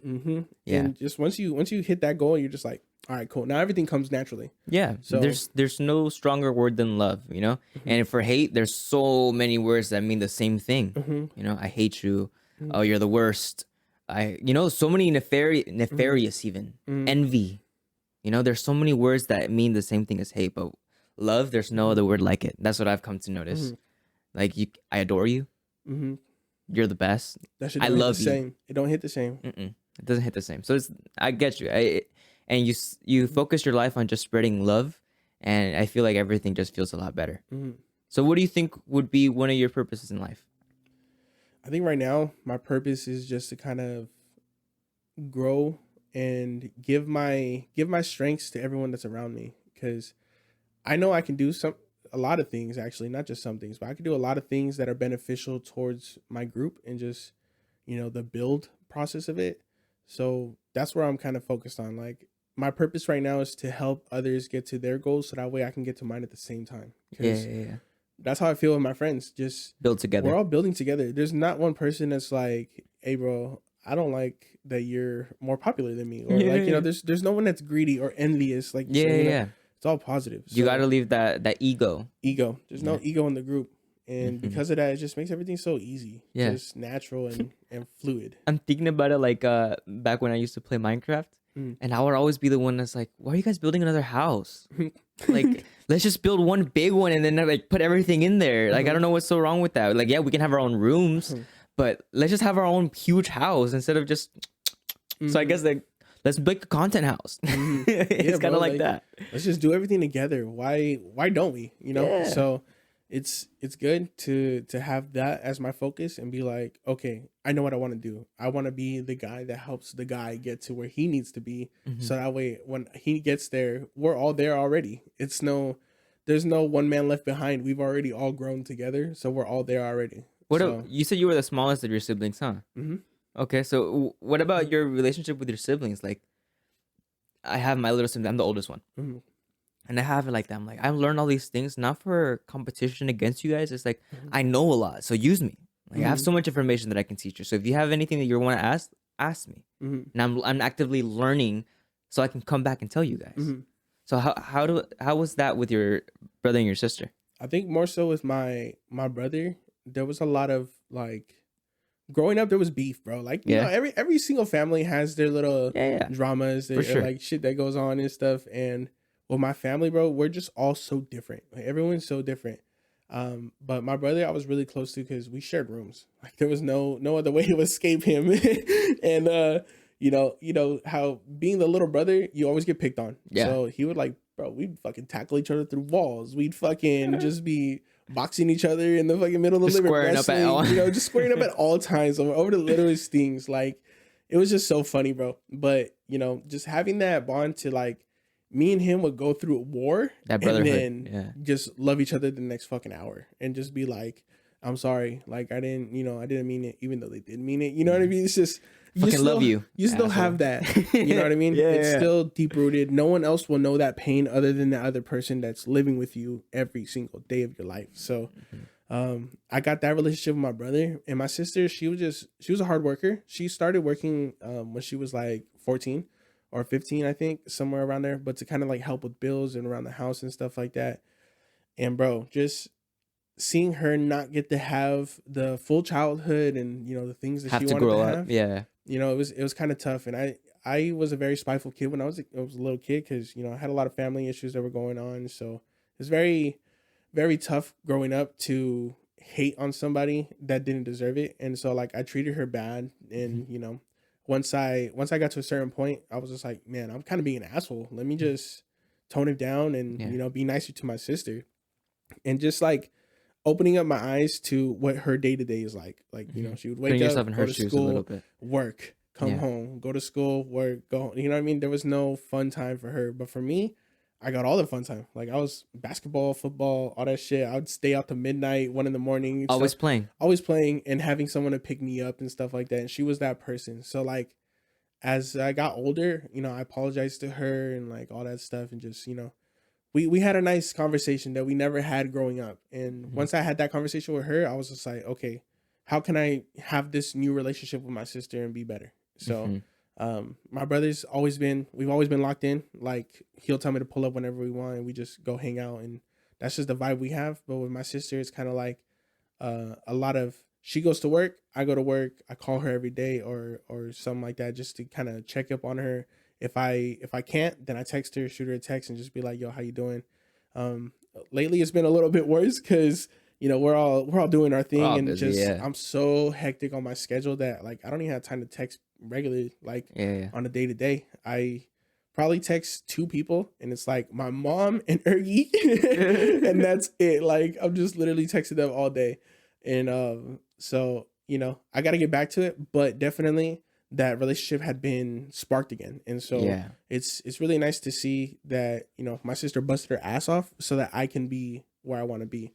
So now that's how I view it. Like they all busted their ass off, every single person in my family, so that I can be whoever I want to be, instead of someone that they chose me to be, What would be like, if you were to say one word like that of a trait that was passed over to you from each one of them? Like what trait would you use? What words were you use? If my brother had to say anything I would get from him is definitely the fucking the smile. Just smiling, because as soon as we would just look at each other and laugh. I know what you mean. You know what I mean? Like we wouldn't even say anything at all. We'd just be like, after we'd fuck each other up, just beat each other up, and then just 2 minutes later, like So like that's what I got. So the smile, I get that from him. He just always make me smile, and then always have that smile on your face everywhere. Gotcha. My sister is definitely just hard work. That's what I get from her. Just work ethic. Yeah. Work ethic. The ethic is impeccable with her. Like when she was told like, hey, I gotta work, she fucking worked. And so like it was crazy to see. And she's still working her ass off now, but it's much less than what she had to do when she was a kid. You know? And so now she's just adulting like everyone else. And that's kind of what I love to see, is just that work ethic from her. Aside from that, bro, like my mom would just give me the love. That's what I get from my mom. Like the love that I can offer to the world. That's what she passed down to me. It's just, I don't know. Before, like I didn't have that, but then once, like I said, you understand things a little bit more clear after you get out of I call it the emo phase, bro. Like, I feel like every kid goes through like an emo phase when they're in high school. They're just figuring themselves out, but they hate the world and their world's crumbling, That's kind of how it feels when you're a kid, man. And it's crazy to say that because like you don't expect kids to go through that, but a lot of times they do, bro. Like, and so, just, and it's cool because like once you're older, you can go through the same thing, but you come into it with a different perspective. It's like the world's crumbling before you, but you don't feel that vengeance, that wrath. It's more like, all right, how am I going to hold this love still, even if everything is crumbling? Love for yourself, love for your family, because you can break like this too. Yeah, whenever, and especially when everything's crumbling before you. So it's cool, like. Always have that smile on your face, keep working hard, and be able to share love. Those are great traits to have, for sure. And carry that every day. Put that into your music. Put that into everything you're passionate about. You said it yourself. Got to, bro. And it's crazy because I'll be out in public, and my face is like, people say I got a resting bitch face too, bro. And that's okay, because I'll walk out in public, and I look angry as hell. But then I'm like that when I see my friends. You know what I mean? I get you. But I do that because, bro, I don't want to be approached by people. Like when I'm in public, I'm just like, bro, I'm doing me. Let me get through my day, and then once I'm where I'm at my destination, that's when I can reveal myself. You know, because not everyone needs to see how you operate at all times. Yeah, So, sometimes you got to be able to work in the dark. I got you. and that's always a good feeling to have too. Being is that called solidarity? Is that the word? Solidarity. Yeah, just being able to work by yourself sometimes it's cool because like, do you ever feel like your social battery gets drained, or like you just have nothing and you're just like, I'd rather just be quiet. There's gone months where I don't talk to certain friends, and I'm just like, you're a ball of this right now, and I can't be the help for you. So like, I'm gonna just have to step away from the situation. And I've done that a couple times, and some people are off put by it, and so I've lost a couple friends just to needing a mental break for myself. Some people don't understand that you need that mental break, bro. Like, you can't always drown yourself in other people's problems and expect yourself to be okay. Yeah, Like, you know, you're gonna have to have time for it's just like they just fed you all this negative energy. Think about it. Like, yeah, it wasn't meant for you, but it was something that they were spilling out, and you were right there. God damn. That you were right there, like just taking it all. You know, it's like you're trying to be a good friend and hear them out, but now you absorbed it all. So it's like sometimes, I guess, with all your friends, you gotta, I guess, listen, just fix yourself. I can't. I want to be there for you, but you're affecting me too. So I get that. And I'm gonna be alone too. That's the thing. I'm gonna be alone too, and I have some problems I want to fix, but I can't put them on you. I get you. It's okay to do that. A lot of times people just like look for the help, and they just keep looking for the help instead of just being like, you know what? I don't need no one there for me to help myself. Just gotta help myself, you know? Yeah. And that's it. You can't expect someone to help you if you can't help yourself. Yeah. And once you learn how to help yourself, it's so much easier to help others. You know, it's like, I don't understand what you're going through, but listen, boom, boom, boom, boom, boom, like that. And no more problem. I take mental breaks, and when I come back to the friendship, it's all love. Like, to the people that I don't talk to that often, like, I'll take my break, come back like in a couple weeks, and be like, hey, let's go grab some food. We go grab food, literally just talk the whole time. I hear them out and listen to all their stuff, give them the advice, or if, you know, the roles are reversed sometimes, and just talk, bro, just being a friend. And that's kind of what people miss out sometimes. It's just being a genuine friend and caring about another person. That's so hard for people. Yeah. I think the quarantine stuff was definitely like one of those things that ruined people's communication or social interactions for sure. Like, I think a study just came out that was saying how bad it ruined because, you know, people need people. Like, that's a fact. It's not, you know, in order to live a long, healthy life, you need people surrounding you who love you and are willing to feed you that energy, that positivity energy, you know? So when you're sinning from all that, you know, you don't have it. You, as much as you want it, now you don't know how to go and get it. So it's like, I'm fucking dying here. I'm dying. This is literally, in all literal sense, I'm dying here. So it's cool that you still have that. Like, I don't know, people are still in that quarantine mindset. So it's cool that you've broken free from that. I was locked into that mindset for a minute. Like, there was a good couple years because I was working. As soon as the pandemic hit, bro, I remember literally hearing the news of like, all right, everyone go home. Like, they were just like, everyone go home. There's no work anymore. Like, the world shut down for a while. Did shut you down. know what I mean? Yeah. And that's crazy to think about, bro. A virus literally shut down the world for a little bit. And, you know, you just start hearing all the negativity, and a lot of people just buried themselves with that negativity. Like, they heard the death numbers and like heard the sickness rating climbing and climbing and climbing. And instead of helping themselves and like deeply being like, you know what, maybe I should take this shit seriously, a lot of people were just fucking around still. And they were just being reckless, bro, being sick and still going to work and shit like that. Like, it's a regular cold. Like, bitch, I don't care if it's a regular cold. You still sick. They're home. saying, yeah. You know what I mean? So it was definitely a tough time, bro. But then once you get out of it, you're just like, okay, let me go back to being me and just talking to people again and learning how to trust another person again. Because for a lot of times the trust was gone. How did that look like for you? It was good, bro. Rebuilding that trust. Finding yourself again. It was a little tedious at first because it was just like, okay, what can I do in public and what can I do? Because like the adjustment with the mask too and everything, and what kind of jobs can you work? Your thoughts and like even with COVID, like you could not talk about it. To this day, there's some things that you cannot talk about because it's you know, everyone gets like, oh, you can't say that because Why? You could just say vaccine, bro, and someone will hate you. You can't say if you like it or don't like it, and you're just like already. He said something about vaccine. Yeah, but it's that's like, kind of crazy, bro. Like, no, bro, we all went through it. So let's talk about it. That's the thing. I'm enjoying podcasting because of that.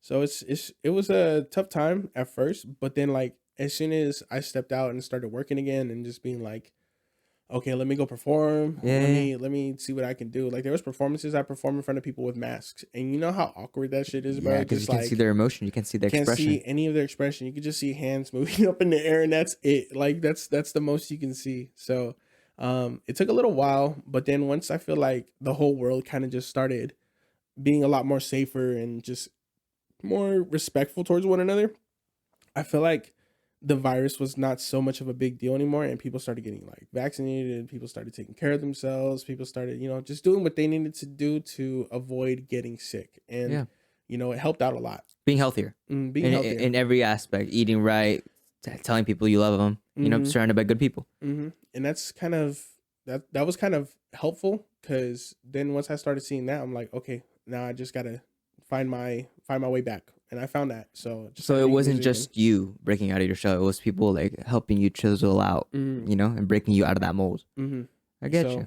It's just the support system. Everything is always about a support system. If you don't have a support system in anything you're doing, whether it's like learning, growing, talking, or anything like that, just anything you're setting your mind to, you're not going to have any help. Like you're not going to go far. Yeah. So it's sad because, and especially when you think you have that support system, but when something like comes your way, an obstacle or a challenge approaches you, that is just up to you. It's like, what happens to the support? If the obstacle were to come to you, like I would have helped you.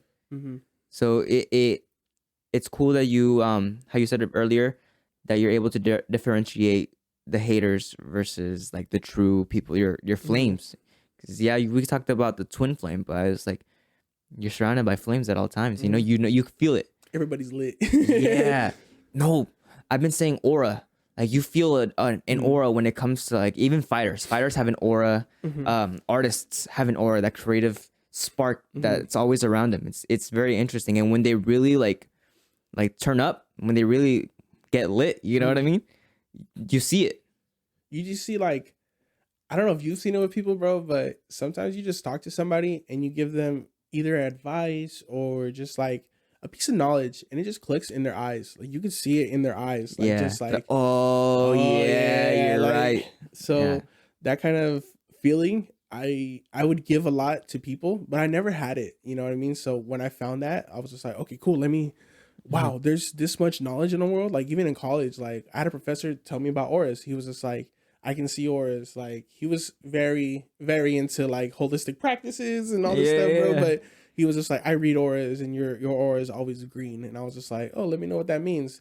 He would tell me, I already forgot, bro. But but you know, he would tell me this, and that, and you know, just hearing that and like people just like trying to help you and be like, yeah, I can read you, and then this is like the way I feel like you're giving the energy off.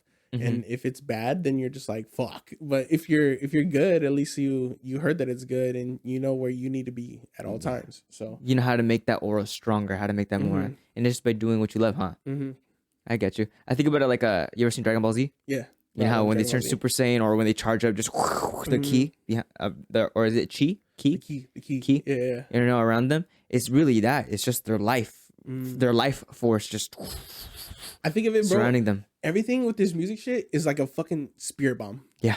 Like literally, like give me your energy and we're gonna make this shit happen. You know what I mean? Type of thing. So like, that's kind of crazy. You said Dragon Ball Z, bro. I love Dragon Ball Z so much, and like I watch it a little too much. Even like the Super is like one of my favorite ones that they had. Even GT, bro.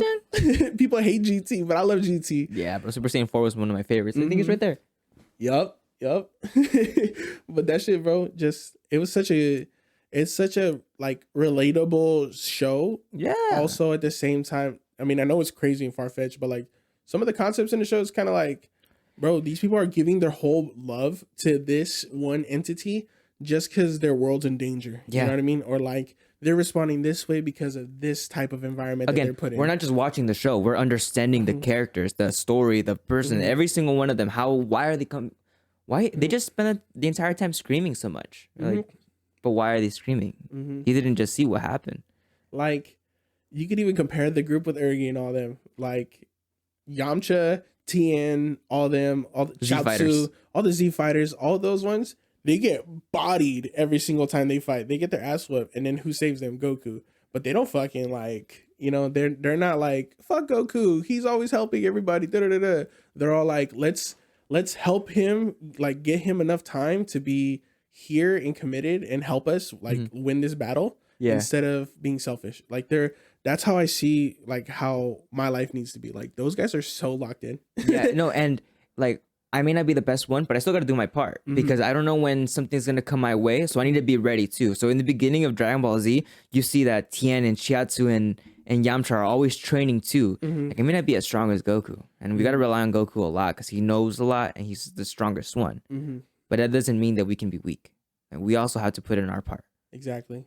So it's same thing with the artists. It's like everyone has to be doing their part in order to actually create the symphony. Because if one of the instruments is in the wrong tone or is tuned incorrectly, or one of them isn't working properly, or one of them is just, isn't doing their part, it's not going to work out. It's like we're a team. We're Z fighters.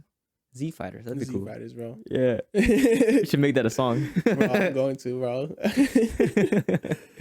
Yeah, Z fighters would be cool. Yeah, man. But I take Dragon Ball Z a lot into, I guess, not my own perspective, or like Vegeta's one of my dad's favorites. Yeah, and for me, I think mine would be Gohan. Gohan's one of my favorites. Yeah, Gohan's crazy, bro. Gohan goes crazy. I've always loved Goku because he was the main character. Yeah. And like I've always wanted to see what his limit could reach. And like lately it's been getting kind of stale. Like it's like, oh shit, he's always gonna be the best. Like, you know, so now I've been leaning towards Gohan. Like now it's like I saw the Super movie and that shit, the superhero. Yeah. And bro, Gohan went crazy. Like it was crazy to see him finally be able to get out of that shadow. Like, yeah. Because I feel like in the series they had him get his mystic form and like that was it. It was supposed to be mystic form higher than the Super Saiyans. Yeah. And then for some reason they dumped him down and made him this college nerd and just like they fully made his character dad. So then people complain about like, well, they didn't. I do too. I wish they gave more information on how he was able to even power up that much. Because holy shit, like he became super powerful. But one thing we're forgetting is that that's Gohan. That's the kid with the most potential out of all of them. It's been said before many times that this kid right here is different. He's built different. He's truly built different. Literally, you know what bro. I mean? So it makes sense at the same time that, I'm like, why are you doubting? Why are you doubting Gohan? That's what I like. It's like, I'm always going to, even when you think I'm at my lowest, like this, we can go straight to the top. And it's crazy to see that series too, because Gohan was always the one to save everyone. If you really think about it, like, well, initially, because Goku, of course, but he would die like all the time. Gohan, literally a kid killing Cell or like trying to defeat Vegeta, or You like see Gohan turn into a man even as a kid. You know, he has to step into that masculine leadership role. You know, and as a kid, bro, that shit was crazy to me. And then even when he was like an adult, when he was in Trunks' world and he got fucking bodied by the androids, he was the savior of that planet still. Like, and then Trunks was his protege. He trained Trunks. If it wasn't for Gohan, Trunks wouldn't be there. You know, it would have just everything would have died with Gohan. So that shit, it's always crazy to see that series and just see like all the crazy environments that those characters are put in and see how they like react. And trying to put yourself in that environment. Like, how would you react? There's a big threat coming your way. Now, are you gonna step up to that challenge and be ready to die on the battlefield, or are you gonna run away and hide and die with everybody else anyways? And you gotta face your challenges head first. That's what I've been learning from that show. Gotta be like Krillin, bro. Yeah, gotta be willing to take a destructo disc. gotta be willing to sacrifice yourself for the greater good, bro. Yeah, Krillin. Like, people shit on Krillin. Bro, Krillin's hilarious. Krillin's the strongest human. Like, even that little, out of all the humans on Earth, this small, short, bald, funny, scared guy is the strongest one out of all of them. And every single time a threat approaches, he doesn't want to be there, but he'll stand there. Mm-hmm. And it's just that loyalty, that friendship, that love that he has with Goku. Mm-hmm. It's like, thank you so much. You've been there for me this entire time. Mm-hmm. I'm willing to die for you too. Mm-hmm. I remember seeing the Super Series, bro, and like they're getting ready for the Tournament of Power, and like they're just Krillin's like, all right, if we're gonna train, let's train. Like they go training and Let's train right. Yeah. and they just start going at it, bro, and they just start beating the hell out of each other. That's why I loved that series a lot more, because I was like, okay, they're beating the hell out of each other just to practice for this event, because they know it's life changing. Like, Yeah. you know what I mean? You know, Like, they know how much it means. Yeah. even when Gohan's fighting Goku's like, I want to see where your limits are, and he's just like, I don't really want to do this, but then he starts showing them, and he's just like, nah, if we're gonna do this shit, let's just do it right. Let's all go 100%. And then Gohan charged up 100%. Goku did 100%.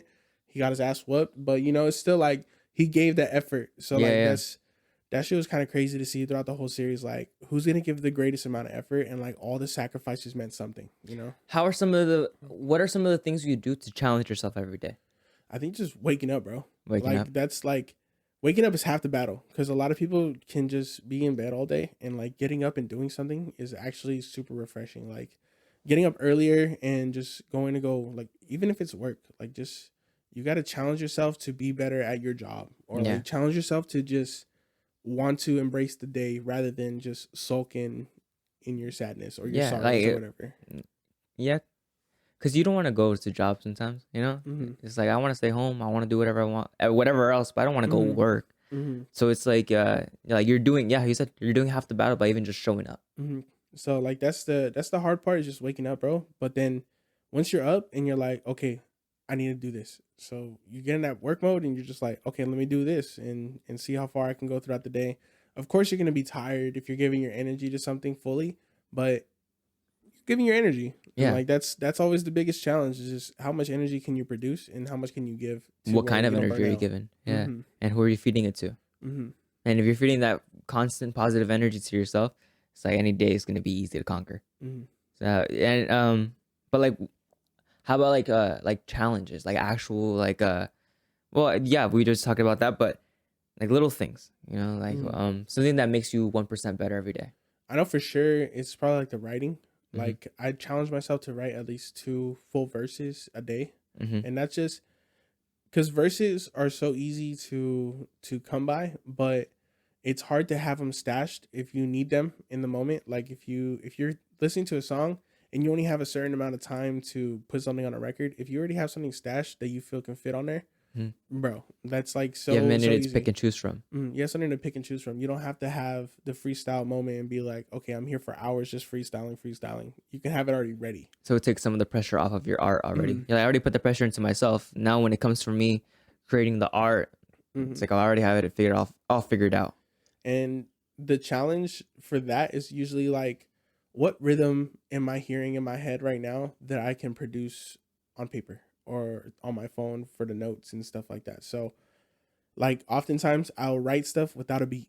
Like I hear things in my head one time, or if I hear like a line that I want to say or just something stupid, I'll write it down and then like get back to it later on in the day and just evolve that one phrase into a whole verse and just go from there. It's a lot easier once you challenge yourself that hard and you're just like, bro, I got verses on verses on verses. I don't really need to write. Then you're just like, oh, fuck, I'm burnt out. But if you're doing it little by little, then you're just like, okay, I have enough energy to do that. But then also do it this creative way. Just in case I don't like how this sounds, this is also a better way. And we could just collab the two. So do you think you're more organized as a person or more organized as an artist?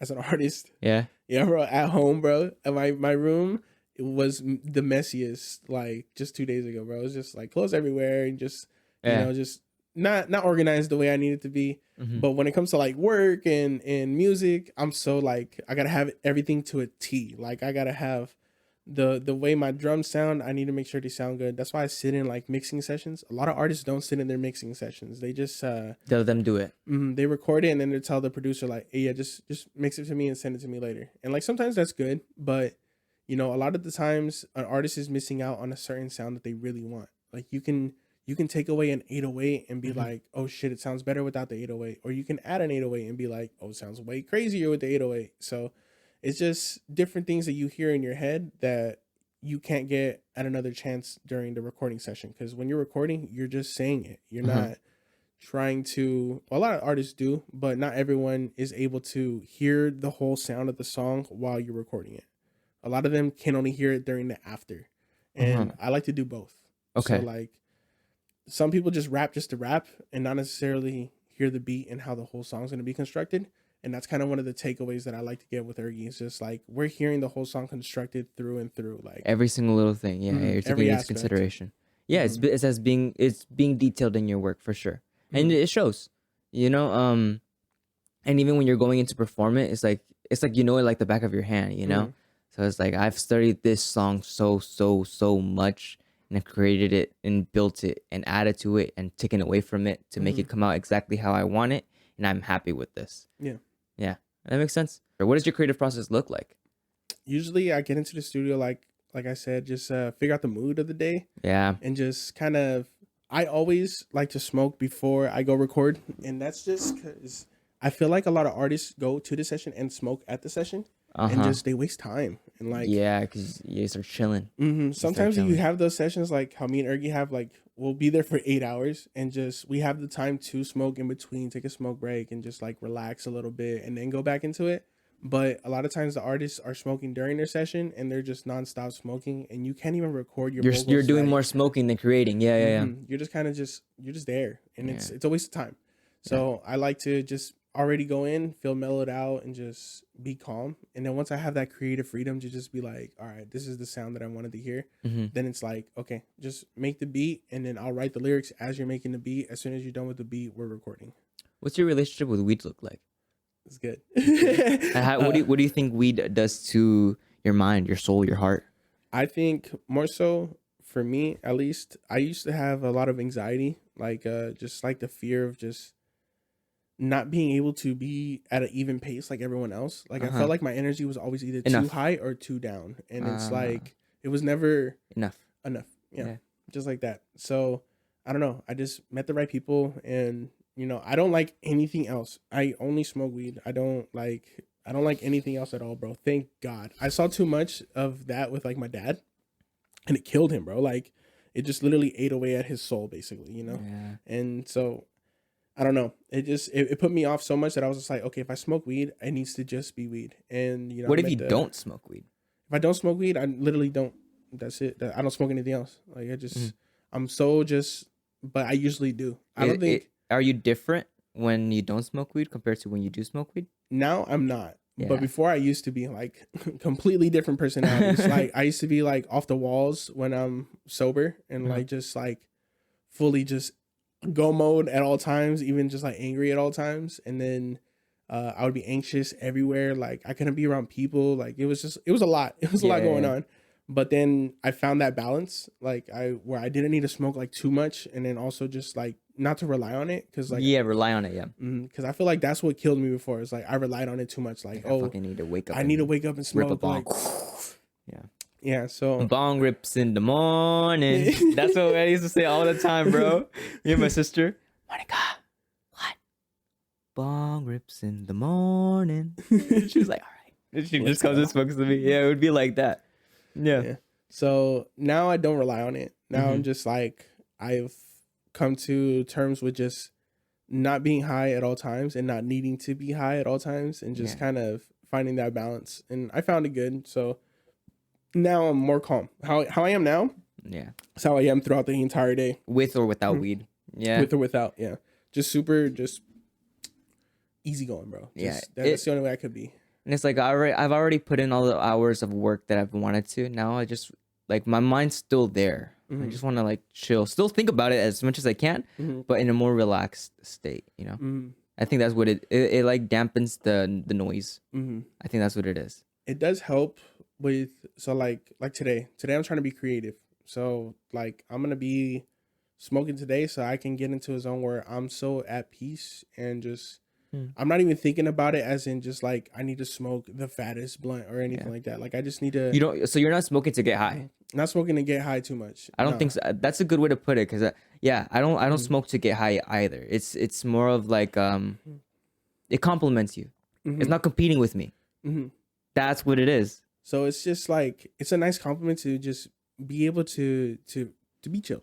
Yeah. You know what I mean? You don't have to always be off the rail or just even feel stressed out, bro. Like Yeah. sometimes a little joint can make you less stressed out and you're just already in the zone. So Yeah.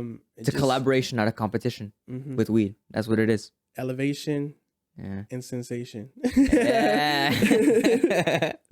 I like it. I like it. Elevation. Elevation. Yeah. But yeah, man, it's a good relationship I have now. Now it's more of just creative flow. So I'll smoke a little bit, then go record, and you know, most of the times the ideas come out fluid. Like they're just so easy to do. It embraces a deeper part of you. Yeah, I like it. Yeah, weed's nice. It's I've heard a lot of like it's always had a bad connotation, but it's changed over the years for sure. But yeah, I think weed's really nice. Weed's really cool. I don't think it changes you. I just Sometimes Rob. Some people smoke too much, and then it does change them.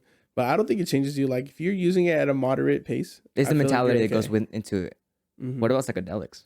Bro, I've never done any, and like I've always wanted to experience it one time at least, but I don't know if my mind can handle it. Yeah. So I've had people like try to, and they've offered me before. Bro, I remember one time I got offered shrooms, and I was just like, maybe not. They look dry as shit. Like, I was like, maybe that's not the best thing to put in my system. Yeah, So, yeah. you know, I just avoided it. And then people started like enticing me, bro. They're like, ooh, they make chocolate bars now. Like, they make this stuff. It's like, bro, I What like kind? chocolate. So, you know, it's just little things like that have been making me want to try. But I really don't think I would, because I like to still, this is why I like smoking weed, because I like to be fully in control of my experience. Yeah, I don't like when I hear people do crack or some shit or like cocaine. It's like, whoa, dog. That's crazy. That's crazy. Yeah. Like I remember I was at a music festival one time, and like dude was just like right in front of me, and I'm just trying to like listen to Gucci Mane. You know what I mean? Like trying to see the performance, and then this guy's just snorting, and I'm just like, how are you living, bro? Yeah. Like, how are you breathing? How's everything at home, dog? Like, are you okay? It's just so much. So I don't know. All those experiences just put me off of those. Any other drug, I'm just like, I'm okay, bro. Just I'll stick to my Mary Jane, and she's been good to me. And Peace is beautiful. What do you agree? Would you agree to the statement that peace is the most beautiful thing a man can have? probably, bro. What do you think is the 'Cause most beautiful thing you could have? I would say peace, bro. Yeah. Because honestly, like that makes a lot of sense. Because if you really think about it, when you're at peace with yourself and everything around you, like it just all clicks. The most ferocious beast could be the most docile when it's in peace. And you can just be calm and well thought and thorough, like about every single thing that you do. And so I feel like once you find that peace, you're like, okay, I know the mission. I know what I need to do. I'm already calm. I'm already at this level. So I need to just get to the bag, basically. So once you find that peace, shit, that's a wrap. It's a wrap for everything. Yeah. Even understanding the peace even when chaos approaches. Yeah. I don't know if you've ever had this situation, bro, like just someone trying to fight you and you done nothing. Like you're just like, why is this person so fucking hostile? Yeah. Why Like, are you angry, bro? I feel like before the old me would have been like, let me fuck you up. What's and up, show then, you. bitch? Yeah. So it's just now it's more so, bro, you're fucked up. I'm gonna walk away from this. Like, what are Yeah. you talking about? Like, I don't need to Whatever, deal with bro. this at all. So I feel like finding that peace and being like, I don't have to be on go mode at all times. Just go mode when I need to be. And It's feel funny like it that comes you with brought that. that up. It's funny that you brought that up about fighting, because me and my dad were watching a Facebook video yesterday, and there was these two guys, bro. They were going at it in the front yard, just pop, pop, pop, pop. But anger, like you felt the resentment, and I was like, dude, why are you angry? Why are you guys fighting? Like I don't know. I've been going on for many months, you know, years even, and I haven't wanted to fight anybody. Never gotten out of my own way to go and fight somebody. You know? Yeah. I've never just gone and woken up and just be like, yeah, today's the day I need to fucking Wake up and demolish choose somebody. violence. Yeah, choose violence today. But yeah, man, it's a good feeling to have when you're not on go mode, because then that way you have room to have fun, dude. Yeah, a lot you of people focus just on miss that. out on fun just because they hate life, like, Yeah. or they just always want to fight somebody or always want to just fight life itself. So it's a good feeling to have once you're calm and peaceful. Like I think I said it in the podcast before, but it was that one actor. He said the sooner you realize that life is coming from you and not at you, like I guess the better things will be. The more and the more at peace you will be for sure. Am I going to hit this? Go for it. I don't mind, bro. Like vaping, I used to vape a lot. And those are one of the things that I stopped doing.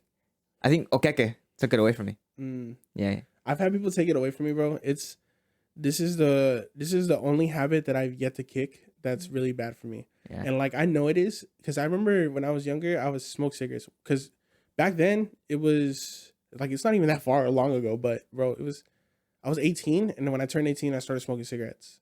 So like because it was easily accessible. You're 18 at that time, but then like halfway through my freshman college year, they cut the law in California. I was barely 18 still, so I enjoyed it for the first year and got addicted like super young, bro. Well, that's not super young. A lot of people get addicted when they're like 13. It's crazy. But you know, I got addicted to that and they took it away from me. And like I didn't know what to do at first. I was just like, oh shit, you have to be 21 to buy cigarettes now. Like I'm over here asking other people for cigarettes that know I smoke and like, you know, stuff like that. So they would give me some. But once I couldn't buy no more, I was like, shit, I need something. What do I do else, with myself? You know, and I don't know what to do with myself. But you know, weed was always good. So I just did that and smoked weed. And my only vices right now are weed and coffee, and that's it. Yeah. I got nothing else. And then I quit this. I quit smoking and then someone put me onto vaping and then I quit that. And then I got back on it again. Then I quit again. Then I got back on it. And it's a vice that's always like come back back and forth. I can quit and I know I can quit, which is okay for me now because before I used to think I was like super addicted. I was like, damn, I can't quit. Like, like I need this every even day. the comfort of having it in your pocket, you know, it's like I could just reach and smoke whenever I want. You know, I get you. Like lately, this is like I've only had like 3 vapes in the last like 6 months. Like this is my 3rd one in the last 6 months. So like it's much more toned down than what it was. Bro, it was bad. Like I'm talking like smoking at least one of those and finishing it in 3 days. The crazy shit. Yeah, that shit would hurt my chest. It's just me just ghost. Yeah, but I don't know. Like it was cool. Okay, took it away from me, and I was like, all right, well, like it was such a luxury to just be able to huff and puff and blow whenever I want, you know. But he took that away, and it was hard at first. I could definitely say it was stopping the habit of smoking a vape is so much harder than stopping smoking weed. Like I can go without weed like this, and I wouldn't even notice it. But with vape, I noticed every second of it. Yeah, I get you. It was kind of crazy because like I thought I felt that way, that exact same way. Like, oh, I don't need weed as much as I needed like nicotine or anything like that. And I remember I stopped smoking nicotine and just only sticking to weed, but I would smoke blunts. So it had the nicotine in the blunt wrap. Nicotine still. So like I thought I defeated my vice, and then I was just like, shit, it's just blunt after blunt after blunt. And then I did the math, bro. It was crazy. I nonstop smoked. I didn't go a single day without smoking for 5 years. Dang. And I was just like, bro, that's a lot of blunt wraps, and that's a lot every day, like every single day. Yeah, because like it was easily accessible, bro. For sure, like, yeah. My friends had it. If I didn't have it, and if I had it, they didn't have it, and I would share. You know what I mean? Yeah, and you were old enough to where you can just go and grab one. Yeah. So you know, that's how I looked at it, and I was just like, fuck, that's intense. Yeah. Like, let me tone it down. So I took a little while off of like blunts and stuff. I barely started getting back into them again, but like I still do it at a moderate pace to where it's not like I'm heavily addicted to it. So now I know I'm not addicted to weed. It's just the nicotine. So like it's a battle that I've acknowledged, and you know, I've talked to people about it too before, and it's just like I feel like that's what's scary for people is like knowing that you have the addiction and then trying to beat it. Like, you know what I mean? You're trying to fight a losing battle. It's one of those things. Yeah, you just you're walking backwards uphill. And it fucking sucks, bro. You know what I mean? That shit burns, bro. And so once you start walking up that hill forward and you can see the end instead of just being like, oh fuck, I'm always gonna be down here. You're just like, okay, I can beat this. Because those came out heavy, even like during quarantine when everyone was so everyone was just. There's like I saw people who I thought would never ever try it, have one on them at all times now, you know? And I remember last year, I think it was, they were trying to like put a ban on all flavored, Yeah. I think all flavored products in general, even like the tobacco leaves, like, All that shit got banned. yeah. And you still see them around, like, or was that an Elf bar? Yeah. Like those, I think, whatever you see in stores right now are like The remains of the whatever they have. remains, yeah, because they stopped producing them or something. There's still some stores that are shady, bro, but like they're not as They know frequent a as they guy. used to be. Yeah, and they have to know a guy to know a guy that knows a guy. So it's cool that you have that discipline, you know, within anything that comes your way. So, because I know there's going to be some people who that day's going to come where there actually is no more like vapes, and they're not going to know what to do with themselves, you know, and they haven't had that that creative outlet, you know, to put all their energy into. So it's like, well, now what do I do with myself? They're back into that quarantine state. Like I've had friends, bro, that will quit a substance and then go to another substance and just hop from substance to substance, and it's like, and sometimes it's an even worse substance. Yeah. So it's just like, I feel like I'm not ready to see what the world is gonna look like with no vapes, but like it's gonna be crazy, bro. There's gonna be a lot of people that switch from vape to crack or some shit, bro. Like, dude, something just even more anything. addictive. Yeah. And you know, I feel bad for those people, but you know, once you like realize you have a problem and you're able to fix it, like how we said earlier, It's all a mental game. Yeah. It's all a mental game, bro. Like just get through that shit, and then once you're over it, and you've beat it. I heard this one story that this guy who was like heavily addicted to like crack or something, that when he stopped, it was so hard that he would have to go into the ice bath to get that same adrenaline or the same feeling. There you go, when he was high. Yeah. So it's, I don't know. There's definitely always more natural ways to get the same feeling, I guess, huh? And that's what I like. That's why I like weed too. It's so natural. It's just, like, what is it? It's a plant. There's nothing else around it. It's just this. Nowadays too, there's so many dispensaries and so many things that are cultivated in a nice process instead of like a bad environment or with all this excess like nastiness inside of their like all the chemicals that people add to Pesticides. pesticides and all that stuff, bro. Plastics, aluminum. Now you can read what's on the label. You know, you see what it's grown with, you see where it comes from, you know, you're able to see the trail that weed leaves behind. So you're able to see like, okay, if I want to feel euphoric, this weed is the one that makes me feel euphoric. If I want to feel sleepy, this is the one that makes me feel sleepy. If I want to feel up, this is sativa that makes me feel up. You know, there's a niche for everyone in weed that you don't get for another drug. For other drugs, it's literally just, this shit's going to hit hard and it's going to hit hard. Like that's it. Well, what's in it? I don't know. But it's going to make you fucking trip balls. Yeah. What? Oh, shit. I have yet to see shrooms packaged like that. I have yet to see, you know, coke, obviously, because I don't do any of that stuff. So it's like, I don't see anything else that's packaged like that. And it's like, you know, it tells you where it comes from and the process of the growth, you know? Yeah. And it's like, it's even cool, like when you know somebody that can that produces themselves. Or one thing that I've noticed too is like when it comes to like the whole realm of weed, everyone has like a love relationship with weed that they want, like even if they're like the ones producing it, that they want it to be good. It's not really for the customers, it's like their relationship with the weed. Like, you're so beautiful, I want you to grow as much as you can so that way you can go and give to the other people. Like, it's like stoners giving stoners weed, you know? Yeah, bro. It's kind of crazy. It's like, especially when you see people that are growing and you see their process and you're just like, The dude, art. This is so like, you're treating this like it's your baby. Yeah. And that's crazy to think about it. But it's really just the baby they grow for the year and then they give it out to the world. Yeah. So when you get that product, you kind of have that like security of like, this was made with love, almost, you know, it wasn't made to like fuck me up or get me extremely high. And you can't have that mentality, but that's the wrong mentality, I think, to have.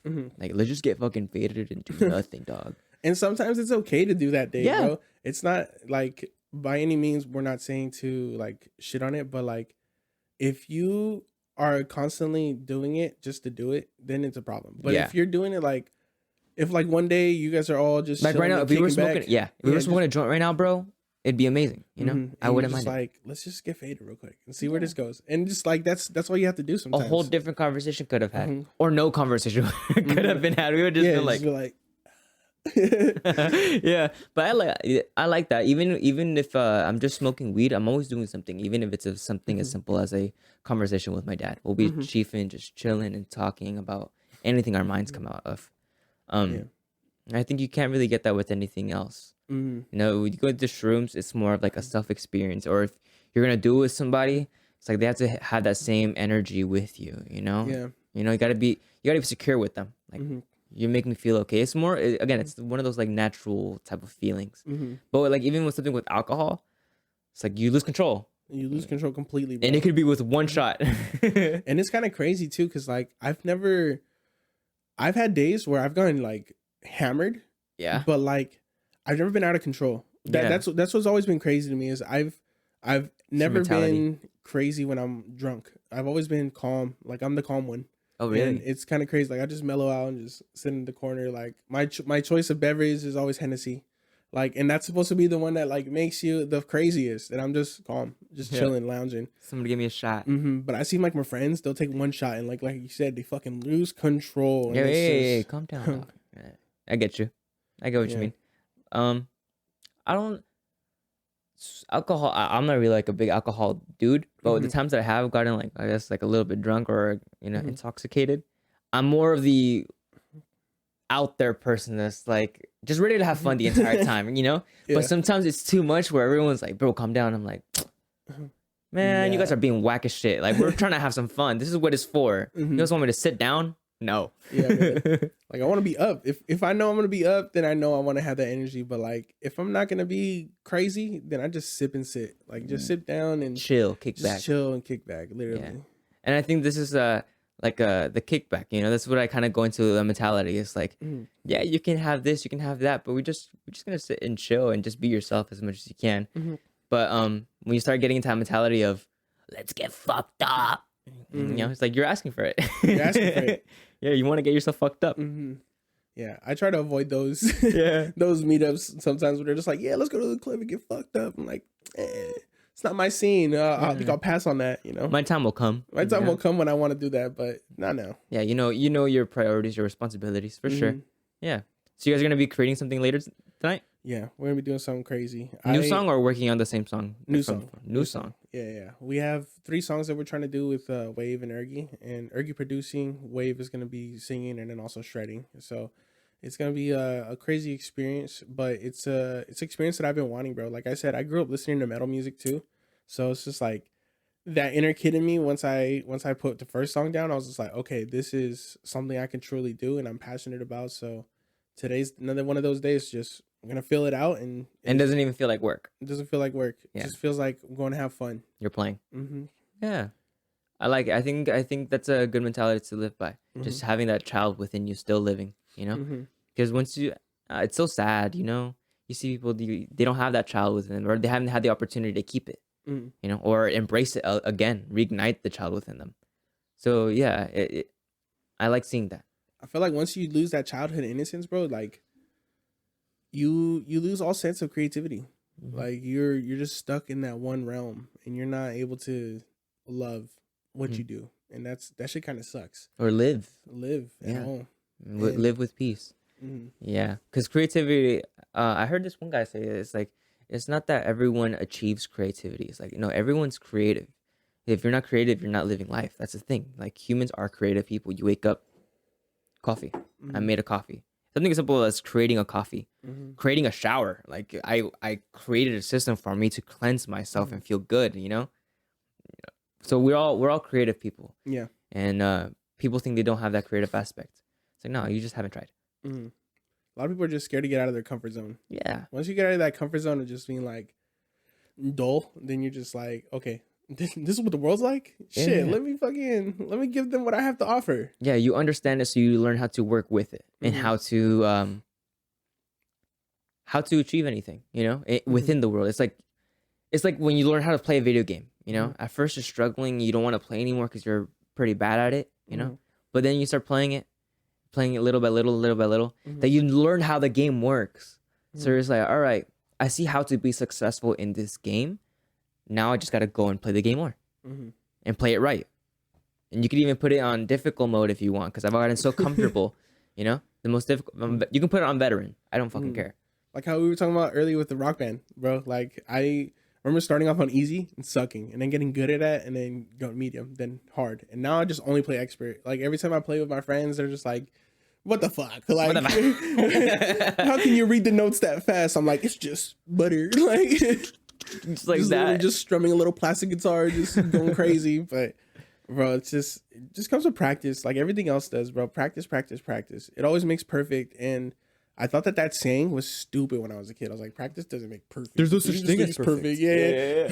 So like, just not taking it serious at a younger age. I do. That's probably like one of the biggest regrets I ever have. Is just not taking things seriously when I should have. If I took anything seriously, bro, I would have done a lot better than what I feel like I could have done. You know what I mean? Yeah. So Commitment. just that commitment to everything that you do is super vital. Yeah.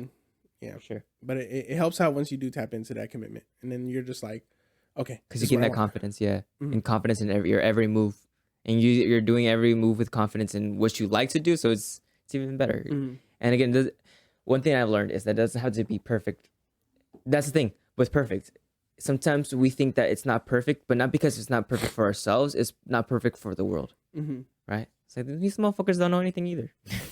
So as long as it's perfect to you, I think that's what perfect is. You know, that's why they say perfect doesn't exist.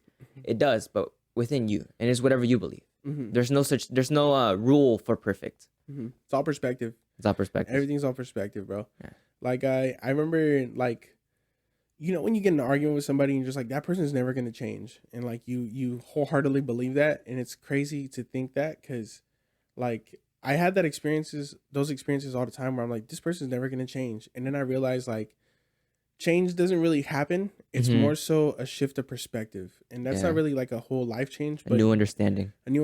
Because that means that they're still going to be the same shitty person, just through a different lens. And they're still going to be a great person, just through a different lens. It's just like, people don't change. It's just a perspective. And like, that's why I like to think about other things. Like, it's all perspectives. Everything is just like, how do I want to be perceived? How do people see me now?